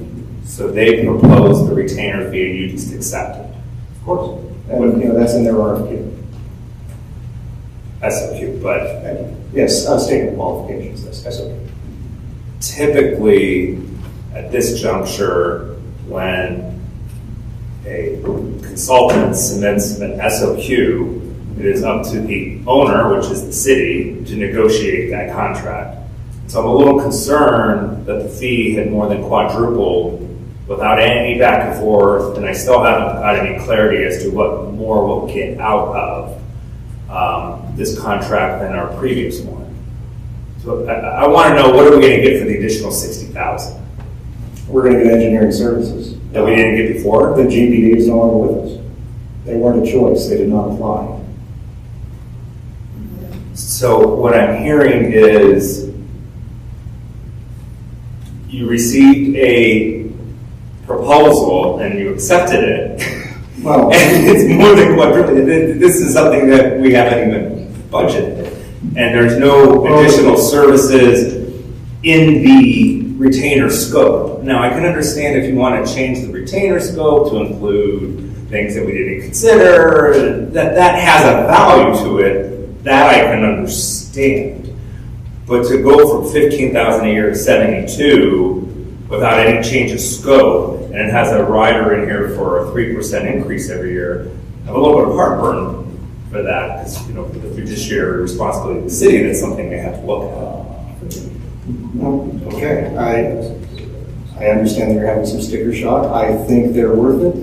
I think that Wallace Bancher will be worth $6,000 a month. I never believed that we'd find anybody for what Joe Chuney was charging us before, which was one of my concerns when things happen such as to make things inhospitable for Mr. Chuney to continue. So typically how this works in public service, when myself as an architect submit proposals, we do what's called lowest and best. So you go through the interview process, you narrow the field down to 3 professionals, which there were 3 professionals who applied. Go through this interview process, and you pick your top-rated firm to go into a negotiation with. Now, it sounds like there wasn't much of a negotiation. However, when there is a proposal that exceeds your expectation, you have the ability to go to the second best pick to get a quote from them.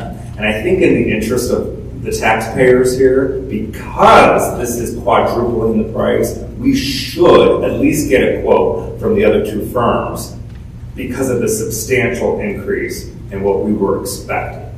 If it weren't for that, I would be inclined to entertain this, but because this is how the state operates, how the federal government operates, we should be operating the same parameters where we go back to the second-rated team to get a quote from them. That's the one thing. Hold on one second. I'm thinking of what my other question was. Yes, non-retainer items. So it appears from the reading here, and I'm excited that this was included, the work that we had done in between the mayor, myself, vice mayor, Mr. Cheney, resident, a couple residents, to include, and then council will approve this, to include that design fees between 0 to $14,999 can happen with the mayor's authority, that's fine. Design fees between $15,000 and $49,999 would require council approval because it's above the spending authority of the mayor, and then design fees above $50,000 would go out for additional bids. So I'm glad that made it in here. I want to make sure that it's clear that your retainer items does not include design engineering. And when you like to do, when you're called upon to do design engineering and you submit a proposal, understanding that anything within those thresholds would have to be met a certain way, either through the public bidding process or by approval of council, depending on where it is within the threshold. And one other thing is, as we go through our budgeting process, it is important that we understand not only the estimated cost of construction for a public works project, roads, sewers, whatever, to also have a full understanding of what those design fees would be, so that we can budget accordingly. And then we would have a better understanding of timing and when these have to go out to bid, et cetera. Those are my comments. We need a city engineer. However, I'm not inclined to just approve one with 4x the cost. I think we need to take a look at what some of the other bids are. That's how the state, how the federal government does it. We should do the same thing. Mr. Mooney? This is a question for Mr. Kennedy. For your, I don't know how far back your records can go. How far back what were you paying for the retainer fee for Mr. Cheney? Do you know what, has it always been 12,000? Was it? I know within your records or what you might have access to. I mean, as far as I'm aware, when I first arrived here, it was 10,000 a year. It was increased to 12 either last year or the year prior. And then 10,000 was perhaps what year? 19, 20, maybe 21. I'm not sure. I'd have to look. It was 10,000 and then it went to 12,000. 2021. 2020. Right. Okay. And it was 10,000 at least at that moment. 10,000 at that moment. Then it was 12. I believe so. So.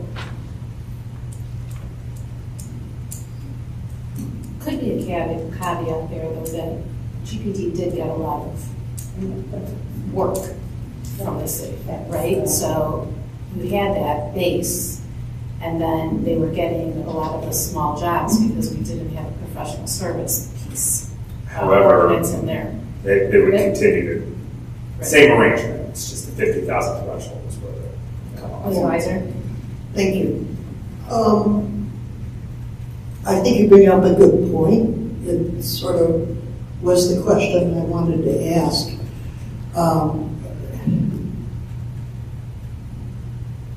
I truly believe we should all let Joe go in peace. I wrote the resolution honoring his service, and it was heartfelt, everything I put in that resolution. Joe Cherney served this city with distinction for a lot of years. I regret that he became a political football. He never should have become that. That isn't how the city operates. But I think that is the past. I am curious, and I don't know if, Mr. Pennington, I don't mean to put you on the spot, but having been a part of the negotiations, I would assume you might be, maybe Ms. And I just totally forgot your name. Pardon me? Mockbee. Brenda Mockbee. I don't know if in discussion of the scope of services, compared to what we were getting, is there something that was discussed that indicated an increase in what you would be providing us that would go to the increase in the cost? I think that's a very basic question, and that might help Councilman Rock address his concerns. I'm not saying that engineering is cheap. If I may Yeah, respond. The engineering services were provided by GPD, were provided at a significant discount with the guarantee they were getting all work from the city. With the request for qualifications we put together for this project, for them to put their statement of qualifications together, we took into account the new legislation in regards to the engineering services and what got bid out and what did not. For that reason, many firms did not even want to bid with the city. I talked with approximately 20 firms when I was down at the Transportation Engineering Conference.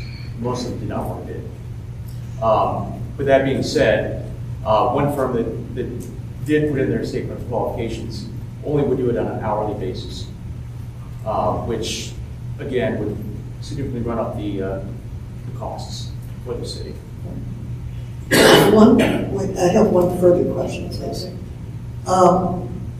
My understanding is the amount of jobs that we actually have that exceed that $50,000 cap is few and far between. If I'm not correct on that, I certainly would like to know that, because it gives me, as a new council person, a very clear understanding of what was being done that was above the 50K before we finally, even though that's in Ohio law, before we finally put it in our own ordinances and are now requiring that people comply with it. Because that also may help us judge this. So Ms. Weiser, I think some background was that GPD was basically getting everything under 15,000, and that's why the amount probably was only 12,000, and that's one of the reasons the professional service contract, professional service ordinance was designed, because we wanted to make sure that that everything was fair and equitable. That was part of it. And I think that's why the base was so low. There were many, many projects that were under $15,000. Mr. Rock? Yes. I just wanted to put into the record here that we formed this ordinance and did our workshops around the city of Shaker Heights as a model. In fact, city of Shaker Heights, in which GPD is the municipal engineer for, they have even stricter rules. It's $25,000 for public bidding, not $50,000. And I found on their website, according to the city of Shaker Heights Public Works Department, GPD receives a retainer payment of $2,300 per month in the year 2022, $2,400 in 2023, $2,450 in 2024, and $2,500 in the year 2025. So they have a lot more work, they have a lot more expectations, and they're getting it for half the cost, more than half the cost. Again, Mr. Chuney had design engineering work above and below $15,000. That was what I'm hearing guaranteed. However, they were getting that, and this particular firm will still get those guaranteed projects on a project-by-project basis, so long as they're not over 50. That's where the money is. The money is in the design engineering. I'm a little nervous that the particular engineer will provide a proposal and it'll just get accepted without any type of negotiation. No calls to any other cities, so that's something we have to really keep in mind. But again, this was modeled after Shaker Heights, and they already have a whole fee schedule posted right on the website. Yeah, I think what's been forgotten here is that GPD got all the work, and there isn't a guarantee here that Wallace Painter will get all the work. There's a threshold point where we're going to go out to bid, and they may not be the winning bidder. And part of what made it economically viable for GPD to give us the arrangement that they did was that they were getting all of the work without having to come back and bid again. You know, there will be work that Wallace Painter may want to bid on, and that they may not win. And you know, there is a premium here with respect that they are going to be our engineer on many projects, but that at the high end, they aren't necessarily going to be having those projects. And that is one of the costs here, is that you know, I suspect that a monthly retainer could be lower if we were to tell them that they could have all the work. But this council specifically does not want to do that, and we understand that. We respect that. And we have very few bidders. We had 3. None of them were close to GPD's numbers. They were all well north of what we were paying GPD. And we went ahead, we scored all of them, Mr. Bennington and I, and this particular firm was by far our preferred firm, our highest scoring firm, and this was the proposal that we were inclined to accept. So, and I did talk to mayors in other communities where they work and heard only very good feedback with respect to this firm, and their references check out. So I don't want it to be said, and I will not let it go unchallenged that I didn't call anybody or meet with anybody. Like, I met personally with Mayor Castellion and Middleburg Heights with respect to the work that is being done. And, you know, I did a face-to-face on that one. So this city, first of all, your firm has exceptional credentials. This has nothing to do with your firm. Nothing to do with your firm. Right.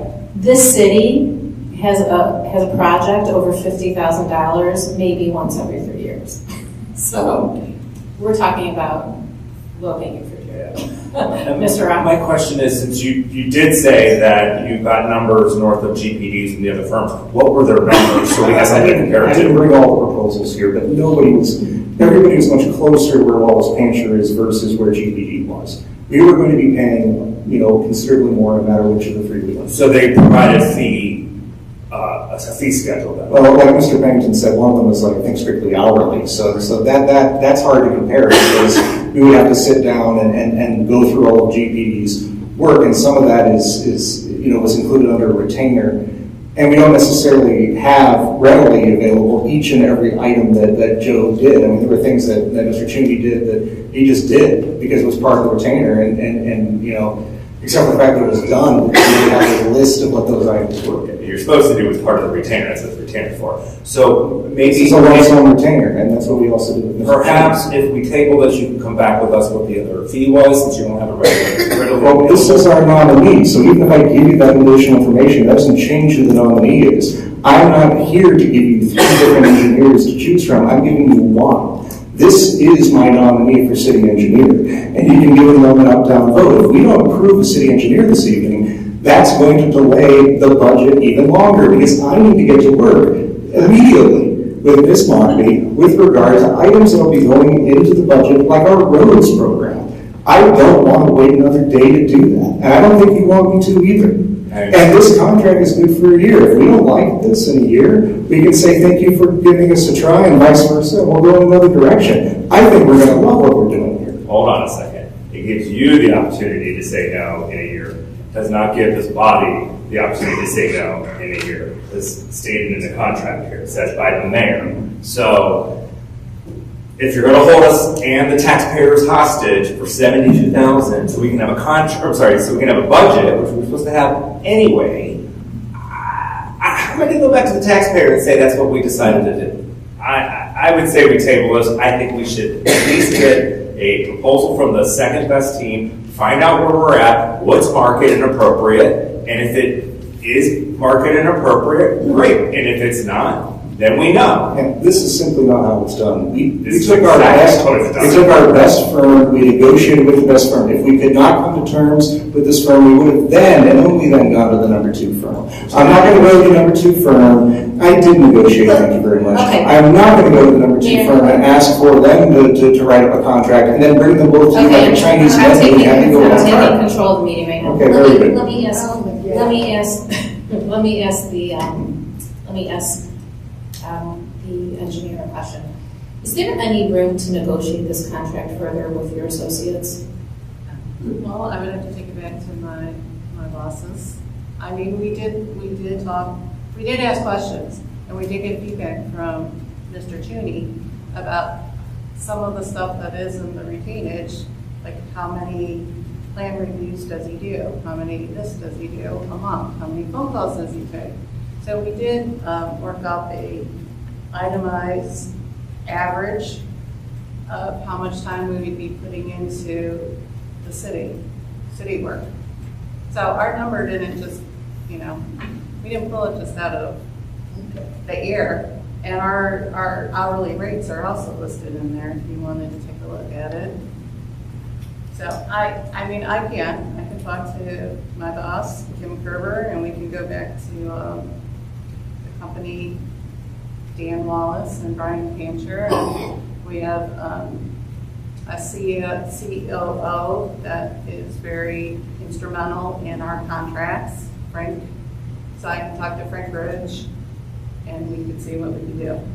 I mean, I think this council is just a little shocked at the price, right? So, I mean, your firm would be getting everything that is below the $15,000 mark. Anything in between the $15,000 and the $15,000, it would come to City Council, for approval. We would obviously like your firm to get that work because we trust you. It's not a guarantee, but you would have preferential treatment to that. But we would, I would like to hear from the other council members. I would like you to come back. The mayor likes your firm. He chose you compared to the other two proposals.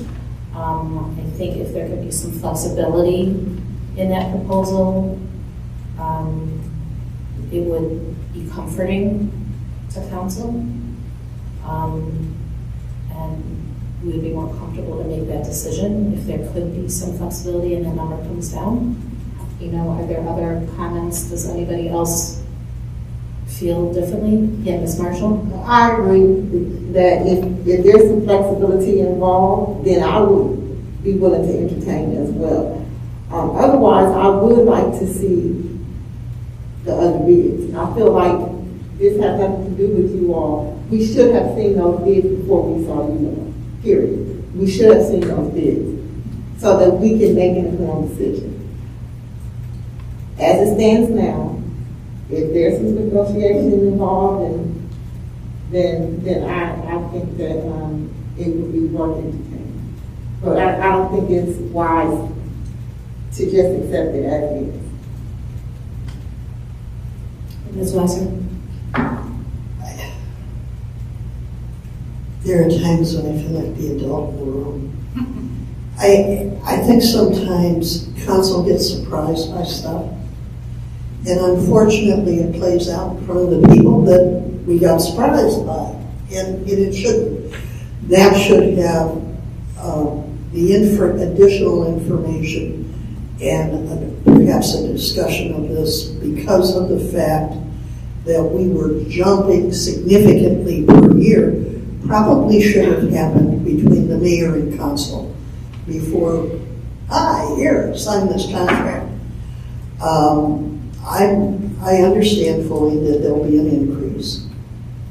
I would have difficulty with a 5-year contract because of what was brought up, that if, yes, we'd love to see it come down a bit.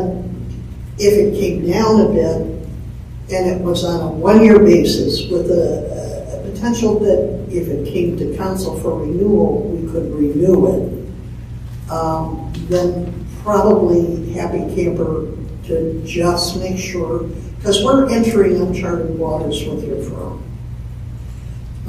In reading through the material, I was impressed that there was additional services that were listed that where your firm in its various pieces and parts has expertise that I don't think GDP brought to the city. I know I teased Joe at his thing at the last meeting because we used to have 10% curb replacement because it was a cheap way to be able to stretch our money to resurface streets. And over the years, if you do that enough, you got a lot of people who are residents who are paying taxes who want to hang you because they want a curb because there is no curb. And we finally fixed that. But I think there are some things the council's going to have to accept that probably are going to cost us more. Do I think a jump of this? I've got it. That's $54,000 a year. I don't know if we were really getting $54,000 more a year on a retainer basis with Joe. Maybe, maybe not. I'm not there to deal with that, but I think asking the question and see what can happen would be good. The second thing that I would note is just bringing this in this way, Mayor. The only thing we had is a temporary operating appropriations that were based on Joe Chuney's numbers. So we don't even have the money to give you right now with what we approved to even pay them for a month or 3 months because there's not $18,000 sitting in that temporary appropriation to cover what would go out for engineering services, which is one of the reasons why we all wanted the budget sooner, but that's okay. That's water under the dam. I think Councilman Rock brought up a very good point. That's a huge jump. Okay. Are there any other comments? Would you mind if I just had a moment? As a person who worked both at another community as an engineer and as someone who worked for a consulting engineering firm prior to that, I can tell you right now that project-wise, you had to figure at least 20% into the design cost for design, construction, inspection on any project you do. If you really looked at that, any project 300,000 and above, you're already, or even actually 250,000 and above, which would be your water line projects, your street program. Those projects will all have to go out to bid. And that's one of the things that most of these firms took a look at when they submitted their proposals. Sure. So what you're saying, Mr. Pennington, is that the statement that we only had projects over 50,000, what was it, once every, how many years? 3 years. 3 years is not correct? But go ahead. I was going to say, Joe may have been handling part of the design of the road program on his own dime. Now, when you look at a project like that, though, the cost for probably saving $500,000 road program, design, construction, inspection, right now you're talking that somewhere in the neighborhood of $80,000 to $100,000 most likely for the cost of design, construction oversight. And looking at a project like that, that would have to go out to bid. And those are the type of projects these firms had to look at. They would not be getting, doing the little nickel and dime projects that we do a lot of our projects on. Yeah, they're going to get those. But the projects where we do a lot of our work are projects that you're going to see that are going to come in where we do have to go out to bid on. And a lot of firms did not even want to approach us due to the inconvenience of having to go through a proposal process on projects such as that. Thank you, Mr. Pennington. That's why we want to be transparent for our taxpayers. I think that's important. I think we all agree with that. And we weren't before. So, but I appreciate that this firm did that. Again, so. Yeah, can you repeat those figures? You said, what was the road program? Well, I don't know what we're putting in the budget this year, but I figured a $500,000 road program. I actually, at Mentor, had usually about a $1.6 million road program. But I did the design myself. So that saved the city of Mentor money. We still had the construction inspection and that sort of thing on those projects. That with a city such as ours, we would need to have that design, the construction inspection. That whole process would have to be done by a firm. And those costs would amount to, even a $500,000 project, would be somewhere there from $80,000 to $100,000. Okay, hold on a second. So That's a 16% fee, which seems pretty high. Could you tell us what percent fee you would do? Sorry, I apologize. Oh. That was design and the construction for Yes. full-time? Correct. Okay. And sometimes we lump construction administration services separate from design engineering Correct. Something you services. could do and break it up. So with regard to design engineering services, what's the fee? About half that, about, 8% sounds about more logical. I mean, that's Right. a little high, but that's more logical. Okay. And then you're assuming construction administration at full time. That's what you're at. Okay. Correct. Okay, so, Mayor, can we table this and can you get back together with the firm to see if they can come back with a possible lower retainer fee? I'm going to speak candidly. I think this is a terrible way to start a new relationship with a new firm. I think we should be voting up, down today on this proposal. I don't want to go back and nickel and dime them on this, especially because of the various changes that we have made to our ordinances, that there is a substantial amount of work that they may not get to do, as pointed out by Mr. Pennington, as pointed out by numerous members of the body here, with respect to the fact that when fees are going to be $50,000 or more, we're going to go out to bid, and they're not getting all the work. It's an apples and oranges comparison to compare what we have with GPD when we have this new way of going about bidding out engineering work. I accept the fact that this is how council wanted to do that, but then council needs to accept that the engineer who is here, who needs to be here for the day-to-day and for the smaller projects, because they're not guaranteed the larger ones, is just going to cost more.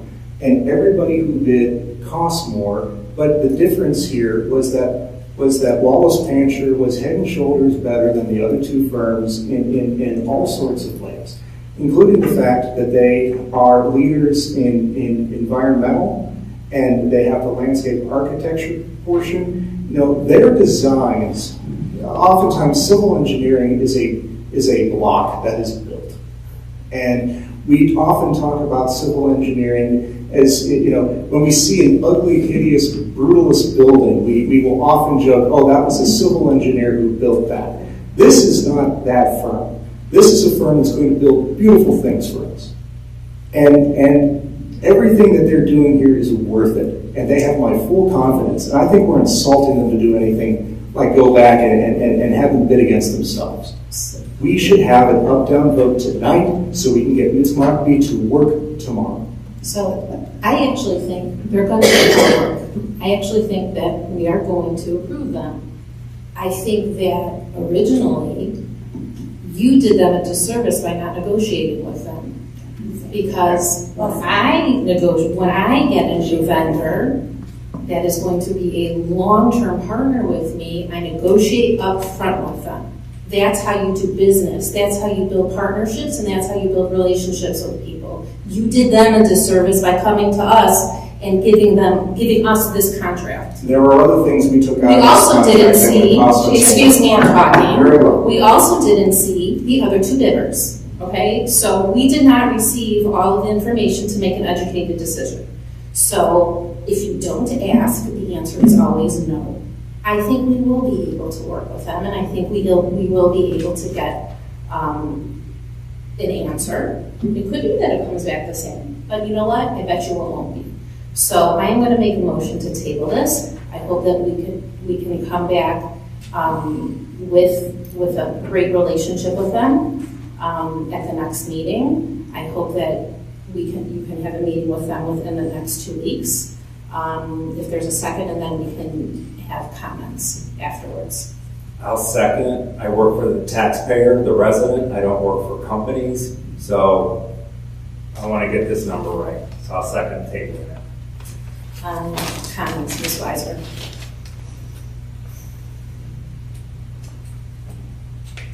Civil engineers do not build brutalist buildings. They don't design them. Those are architects. civil engineers guarantee the roads we drive on, the sewers that sit under them, the water systems that sit under them are done and done correctly. And when they're done correctly with the right materials, our residents' tax money goes further. I am so sorry, and I apologize to you personally that you were brought into this meeting where this council was not really looking at, thinking about, thank you, Councilman Rock, the jump in the price. And I think that has led to what has happened. That's bad management. We can't help it. That is not how I would want this to work. We have to have a good engineer. I'm going to vote to table it, but it is not because of what I saw. The one correction I had was the one I went over with Kay. I think council needs to digest this. I also think if something can work out, that would be great. And one last comment. Why does everybody assume that this firm bidding on jobs over $50,000 won't get the damn job?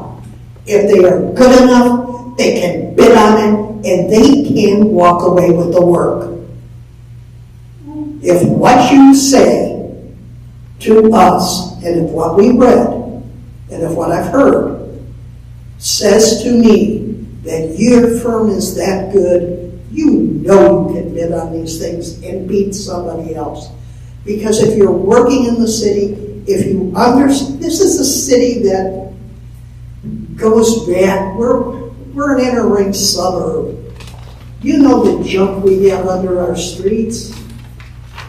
You know the issues that we have with them. You have an upper hand on anything you bid on if you are here on a daily basis. So I wish people would just stop saying, oh, they had to go high because they're not going to get the work. If your firm's that good, you'll get the work. Any other comments?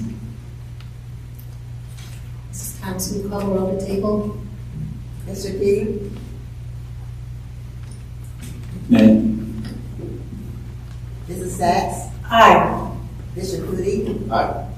Mrs. Weiss? Aye. Mr. Rock? Aye. Ms. Marshall? Aye. Ms. Wiseman? Aye.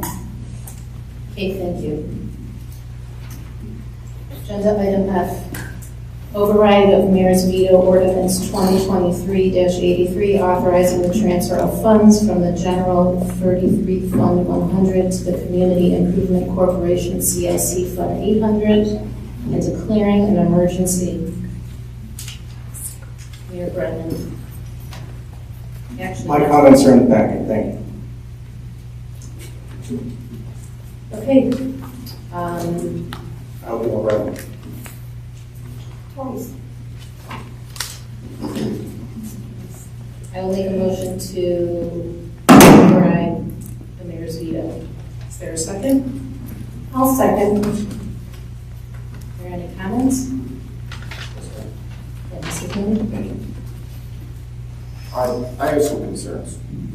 And it's not about the work within the CIC. It's for the allocation of funds. And within the account itself currently, Mr. Kennedy, it's approximately $72,000 currently. It's about $72,319. Thank you. So it's not about if the CIC should get funds. My concern is that we keep putting funds into the CIC. When I look at the last 4 years, including 2023, the expenses were approximately $38,000. That's over 4 years. I looked at the minutes from over the past year, and there's one potential project that has been mentioned. Like Vice Mayor Weiss, I asked, are there any projects currently in the pipeline that need to be considered that would require monies above $73,000, the $72,000 and change? You're speaking? Yeah, I'm asking. Oh. Yeah. So currently, there are no projects. However, there are no projects because the mayor is refusing to not just entertain, but fulfill any of the projects entertained. Okay, so what can you provide an example? Sure. So there's been many examples, especially the last meeting, that have been discussed. Number one is we have asked that a deed be turned over to infill one house. He has refused to do that. That would be a significant project. There were projects such as the 5K run and the concert series, which has been, as you've probably seen since you've looked at the minutes before, which are smaller projects, which have been expended in the past. There were also a huge project on the west end of the city, which was a beautification project that has been planned and spoken about in the Council of the Whole, which then was discussed in the last meeting in December, which is a large project. It has flowers. It's dead in the water without the administration on board, because the city and the CIC are so intertwined that if the administration will not fulfill their end, it cannot move forward. So there is ways to remediate that by hiring a director for the CIC, a very part-time director, those funds can be utilized, and then it doesn't have to be intertwined with the city as much.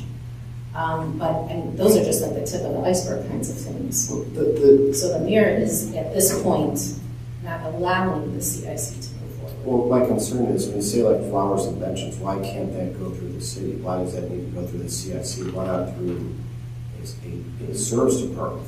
So, like what, as an example? Why couldn't council allocate money to that was tried within the before. budget? That was tried before. Okay, and a 5K run, the only thing I read about a 5K run was like 4 years ago, and even this one is always in support of that. So I don't know, but I guess I'm trying to struggle with, there seem to be projects that could be done that the city could take care of if we would fund the budget that could be. I just don't know why we have to keep allocating money into the CIC. Before I go on, I'll have Ms. Weiser. The CIC, Community Improvement Corporations, it's a nonprofit.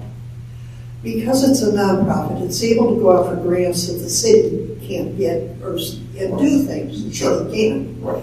If it functions properly. In part because of the way council set up this particular CIC, the mayor can act as a stumbling block. He also was still ticked that the garbage survey went through CIC. It went through CIC because council approved that contract as a city, and did it, the city council, and did it because in the charter, we have the power to do it. But when it went to his desk, he said, I'm not going to sign it. So council then has two choices. You sit there and go, okay, nothing's going to get done. Or you end up hiring an outside attorney to take him to court to force him to do it. So you end up in that loop when you have an administrator who just refuses to do what appropriately should be done. So council chose the other way, and they took it into CIC, which it was appropriate, and CIC did it, and he's still mad about it. So that's one. Now, let me finish, Chris. Let me finish. Number two, council at some point is going to have to address the gridlock. And it's just not a matter of adding more people to the board and somebody gets another appointment and somebody gets another appointment. It's a matter of finally making the organization and accepting that that CIC can actually do something good for the city that can't be done internally. There are programs that are run through CICs all over the country and within the state of Ohio where they do excellent economic development work. That kind of stuff can happen, but it takes people putting their personal things aside and saying, this is an organization that we can use that can really do dynamite, positive things in the city. And funding it and making sure the funds are there, and hopefully having CIC resolve some of their internal issues, either by working on their bylaws, making changes there, or we make changes at this level to make it more functional. That's great. If they know they have the funding, they can go and do it. But we really have to look at CIC, understand the power of that organization, and the positive results it can have for the city and its residents. It can't be about, I did this, it has to be about, we did it. And that's what's been missing. It's all about I, not about we. This isn't about questioning the work of the CIC or the potential work of the CIC. I'm trying to understand, are there enough potential projects that would exceed the $73,000? Yeah. When I read the minutes, they're not even in the minutes. So, but, I mean, that's what, I'm trying to gather that information, okay? And that's the struggle I'm going through right now, okay? And I hear what you're saying. I'm not discounting what you're saying. I'm just saying, if the need is there, I would consider supporting those needs. So that's where my consternation is with the thing. And it's not saying that things should or should not be done. Funds should or should not be provided. I agree, there's a potential positive effect from the CIC. But I guess I need to see, in order to allocate even more funds there, that we should have those projects presented. So there have been many, many projects discussed, but right now that gridlock has to go away and it has to be the we as opposed to the I. There's so much potential. And all of the board members want to get things done. The mayor has to be on board with that.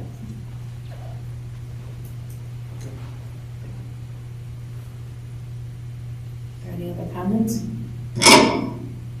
Mayor? You can override the veto, but you can't reverse the calendar. 2023 is done for transfers. So even if you override the veto, there is no transfer for 2023.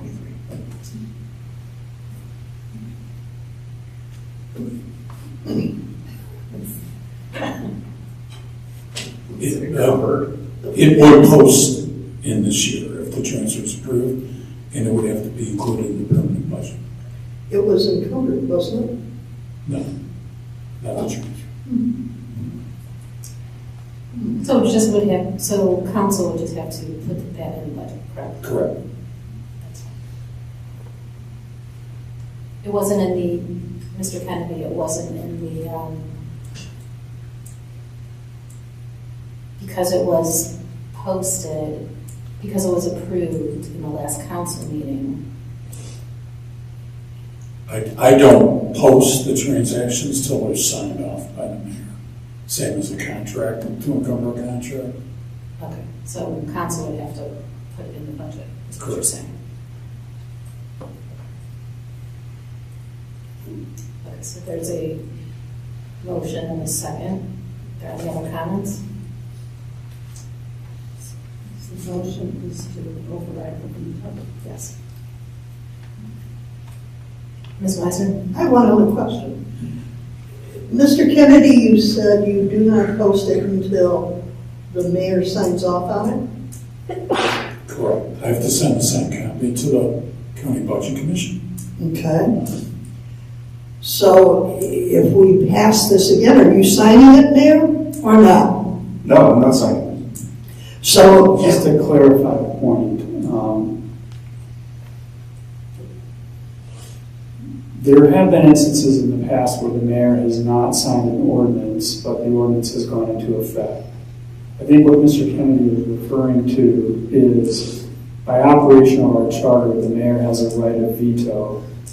And then, in connection with that act, council has a right to override the veto at its next regularly scheduled meeting, which is what you have before you today. So, if you take a vote on the record to override the veto, whether the mayor signs the statement or not, it would become law.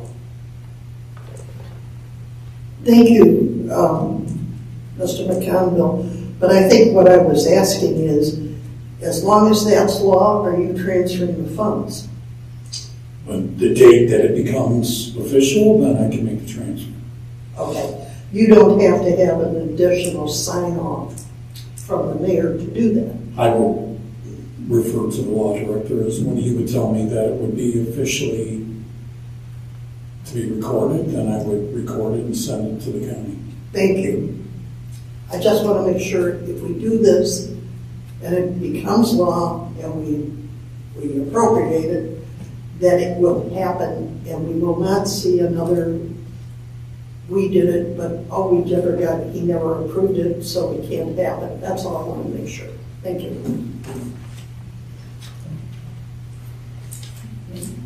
Until the governance is fixed on the CIC, all we're doing is transferring money into what is in essence the city council's slush fund. And I think we should stop with that. We should fix the governance, and then we can start doing all the fine things that we say we want to do with the CIC. Thank you.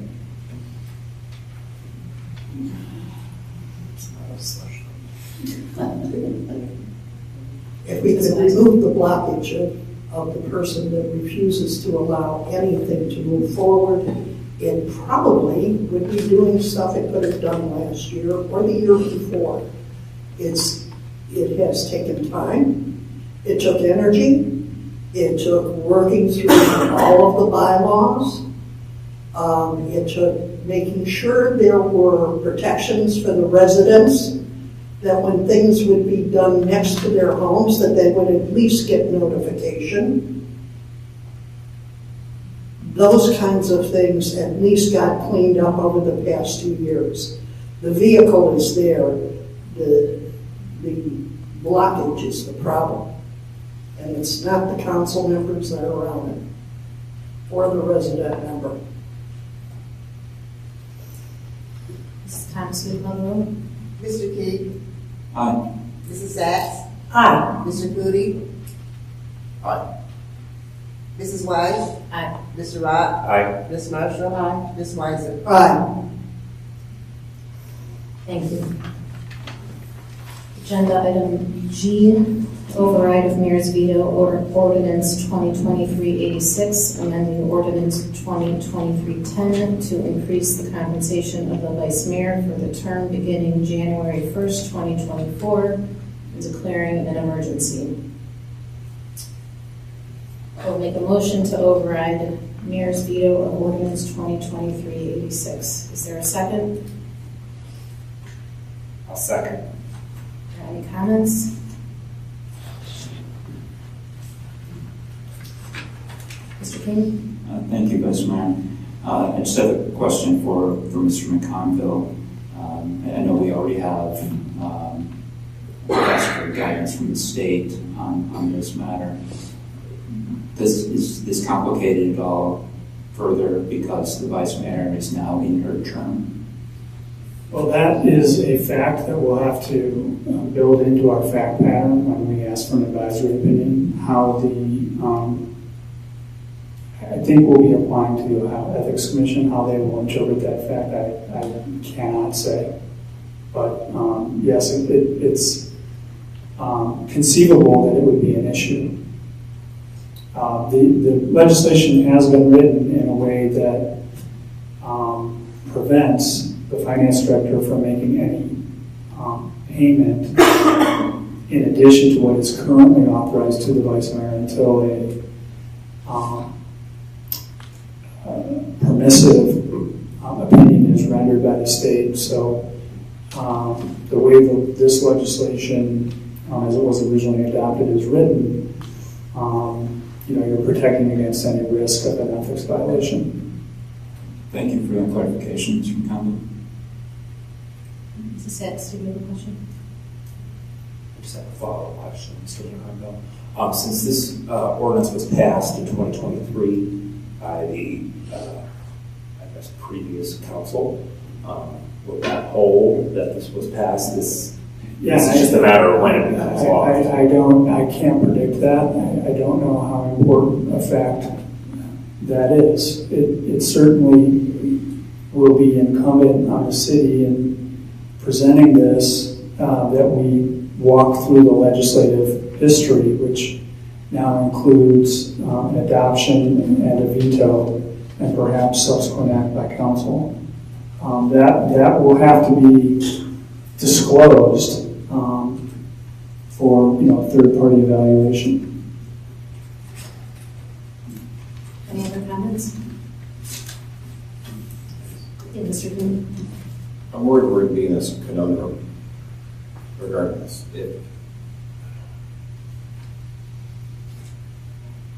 For the additional compensation for the vice mayor for the additional responsibilities of that office, I don't want to have this question every 2 years, essentially. Or if the veto were to not be overridden, or if it were, when could it take effect? Because I'm worried about what's going to come down. Yeah, we should have a... Yeah, I'm wondering, here's my concern. If we table it, then can we revisit this later when we get the ruling from the state?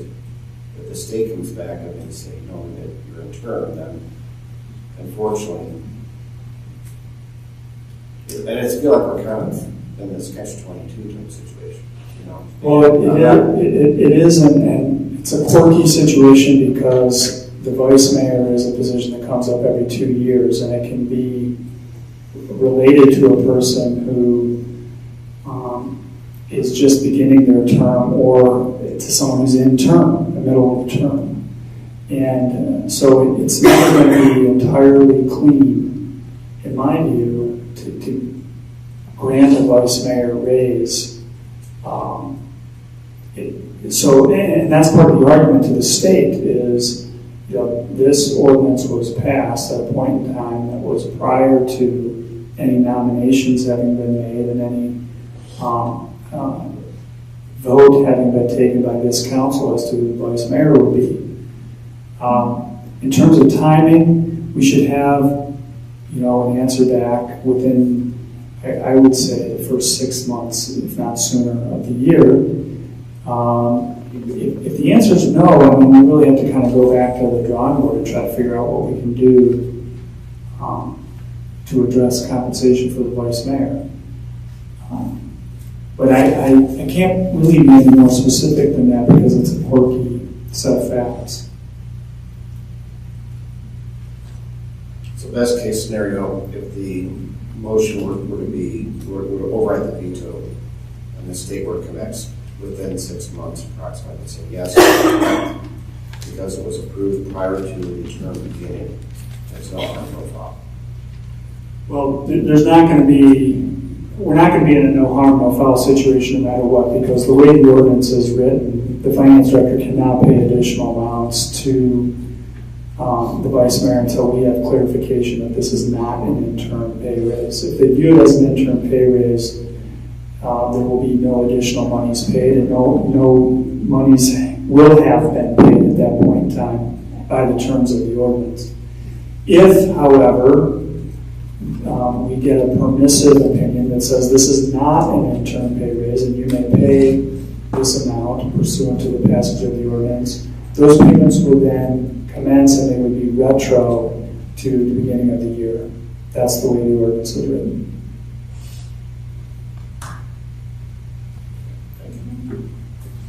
Mr. King, did you have a question? Ms. Weiser? Just to clarify, we're not talking about a lot of money here, it's $600. I needed to say that. And I think the law directors clearly indicated we're covered. Either way, the Ethics Commission rules. Because in essence, we're saying to the Ethics Commission, it's up to you. Thomas, Do we have a second? We have a second. Yes. Call the question. Mrs. Thomas, will you call the roll? Ms. Needs a Reed, second. Call the question, needs a second. Mr. Rock was a second. I was the second. Thank you. Mr. Key, Aye. Mrs. Sacks. Aye. Mr. Cooley. Aye. Mrs. Wise. Aye. Mr. Rock. Aye. Ms. Marshall. Aye. Ms. Weiser. Aye.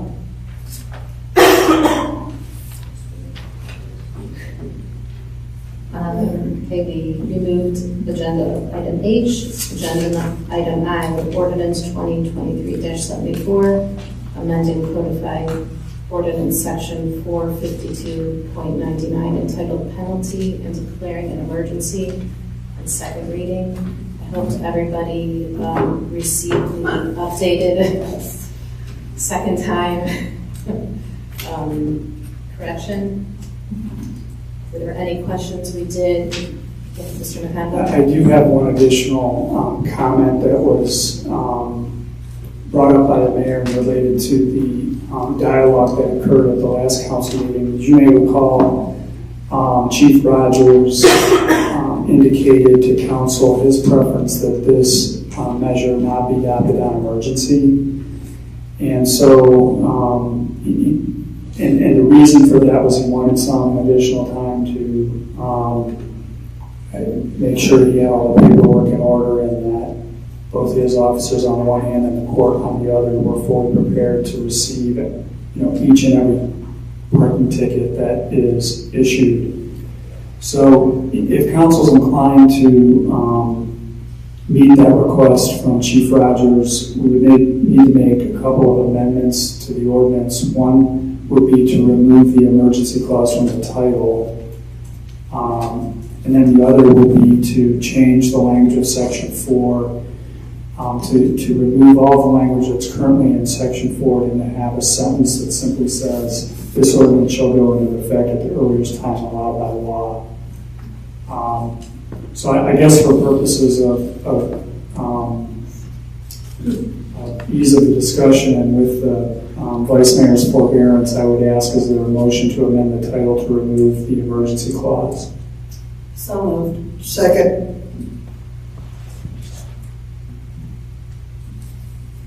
Mrs. Thomas, can you call the roll? Mr. Key. Aye. Mrs. Sacks. Aye. Mr. Cooley. Aye. Mrs. Wise. Aye. Mr. Rock. Aye. Ms. Marshall. Aye. Ms. Weiser. Aye. And then again, with the Vice Mayor's forbearance, I would ask if there's a motion to amend Section 4 so that it reads in its entirety as follows. This ordinance shall go into effect at the earliest time allowed by law. Is there a motion? So moved. Seconded. Mrs. Thomas, can you call? Mr. Rigby? Mr. Key. Aye. Mrs. Sacks. Aye. Mr. Cooley. Aye. Mrs. Wise. Aye. Mr. Rock. Aye. Ms. Marshall. Aye. Ms. Weiser. Aye. Mr. McConville, was there anything else? No, I mean, at this point, I think you would entertain a motion to adopt, and if you do adopt, the ordinance will go into effect 30 days after today's date. Mayor, were those the corrections that you were going to make? Yes, simply that Chief Rogers would prefer that this not be passed on emergency, but it be passed in the conventional sense so that the ordinance would go into effect after 30 days. Is there a motion to adopt 452.99? So moved. As amended. As amended. As amended. So moved. Is there a second? Second. Any comments? Mrs. Thomas, will you call the roll? Mr. Key. Aye. Mrs. Sacks. Aye. Mr. Cooley. Aye. Mrs. Wise. Aye. Mr. Rock. Aye. Ms. Marshall. Aye. Ms. Weiser. Aye. The letter I is adopted as amended. I believe there is a motion to enter executive session for legal proceedings. Yes, and specifically pending litigation relating to the eminent domain case.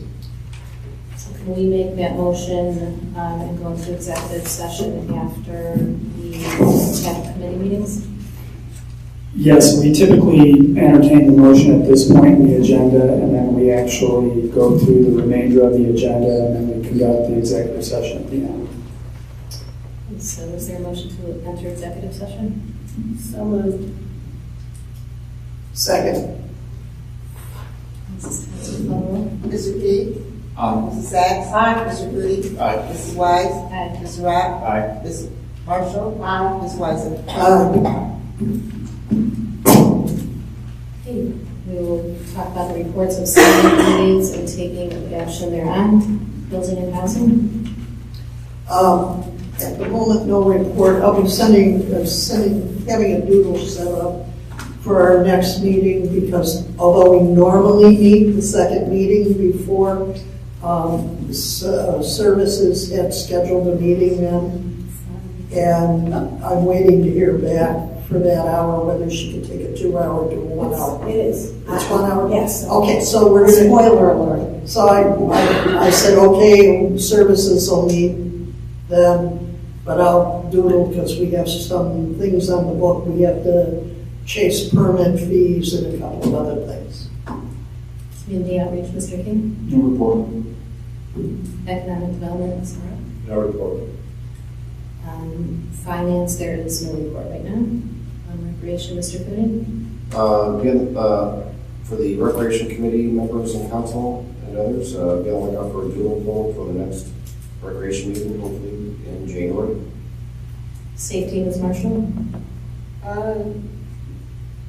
Just that there will be a doodle coming out, but it won't be until it'll be for the February meeting. Servicing facilities and staff. Thank you. On Tuesday, January 16th, SCS engineers will do a presentation remotely, because it's Zoom. And Ms. Demmer said a 30-minute presentation with time for 30 minutes of discussion. So please come prepared to hear what they have to say from this long-awaited assessment of our recycling and collection services. Thank you. Committee of the whole, there is no report also. We'll go into executive session. We don't take our telephones. Request not to take telephones into the executive session. Absolutely.